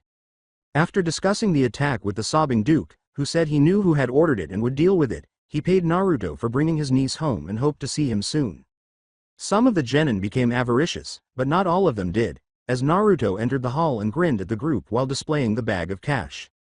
"This is going to be sorted by the Hokage, who will hear my report and decide how much everyone gets." While pulling out the seal that brought them into this world, Naruto had a strip of a seal placed on the bag and tucked the money on his belt line. After putting some chakra into it, they suddenly find themselves back in the shinobi land after leaving the previous world. In contrast, however, they found themselves back in the Hokage's office, where he was reading a small report and smoking his pipe while his clones completed his paperwork. He grinned as he looked up. "How was the mission?" "A fucking chore, and I hate you for making me drag the rest of these people along for the ride." Hiruzen's eyebrow went up. "What happened?" Naruto began recounting the mission, including what was said and done, the team's and Genin's actions, the reason it took longer than anticipated, the news of a party, and the necessity for him and Fire Dayamo to attend in order to form alliances and friendships. At the conclusion of the conversation, Hiruzen was staring murderously at the genin, and you could say that they discovered some new vocabulary and aspects of the third. However, Naruto simply threw the money bag on the table and rolled his eyes. "Divide this up as appropriate, I'm going home." The genin attempted to depart, but Hiruzen coughed as he and Aiz teleported. The group broke out in fear and perspiration when he grinned and said, "None of you are going anywhere. After all, your parents are going to come and hear my report of all you on this mission." Since they dealt with this mess in the first place and Kakashi is praying that he can take on Naruto by himself going forward, this will not be a fun few hours for the genin but rather one of joy for the Junin. However, remember that dreams don't always come true, so keep praying, Kakashi. Yo guys, it's RyugaXD. You already know YouTube has its limit size. So if you want to see the spicier, uncensored, and exclusive stuff I can't post here, check out my Patreon. That's where I drop all my 18+ lemon content, early uploads, and more. Links in the description. Come join the fun.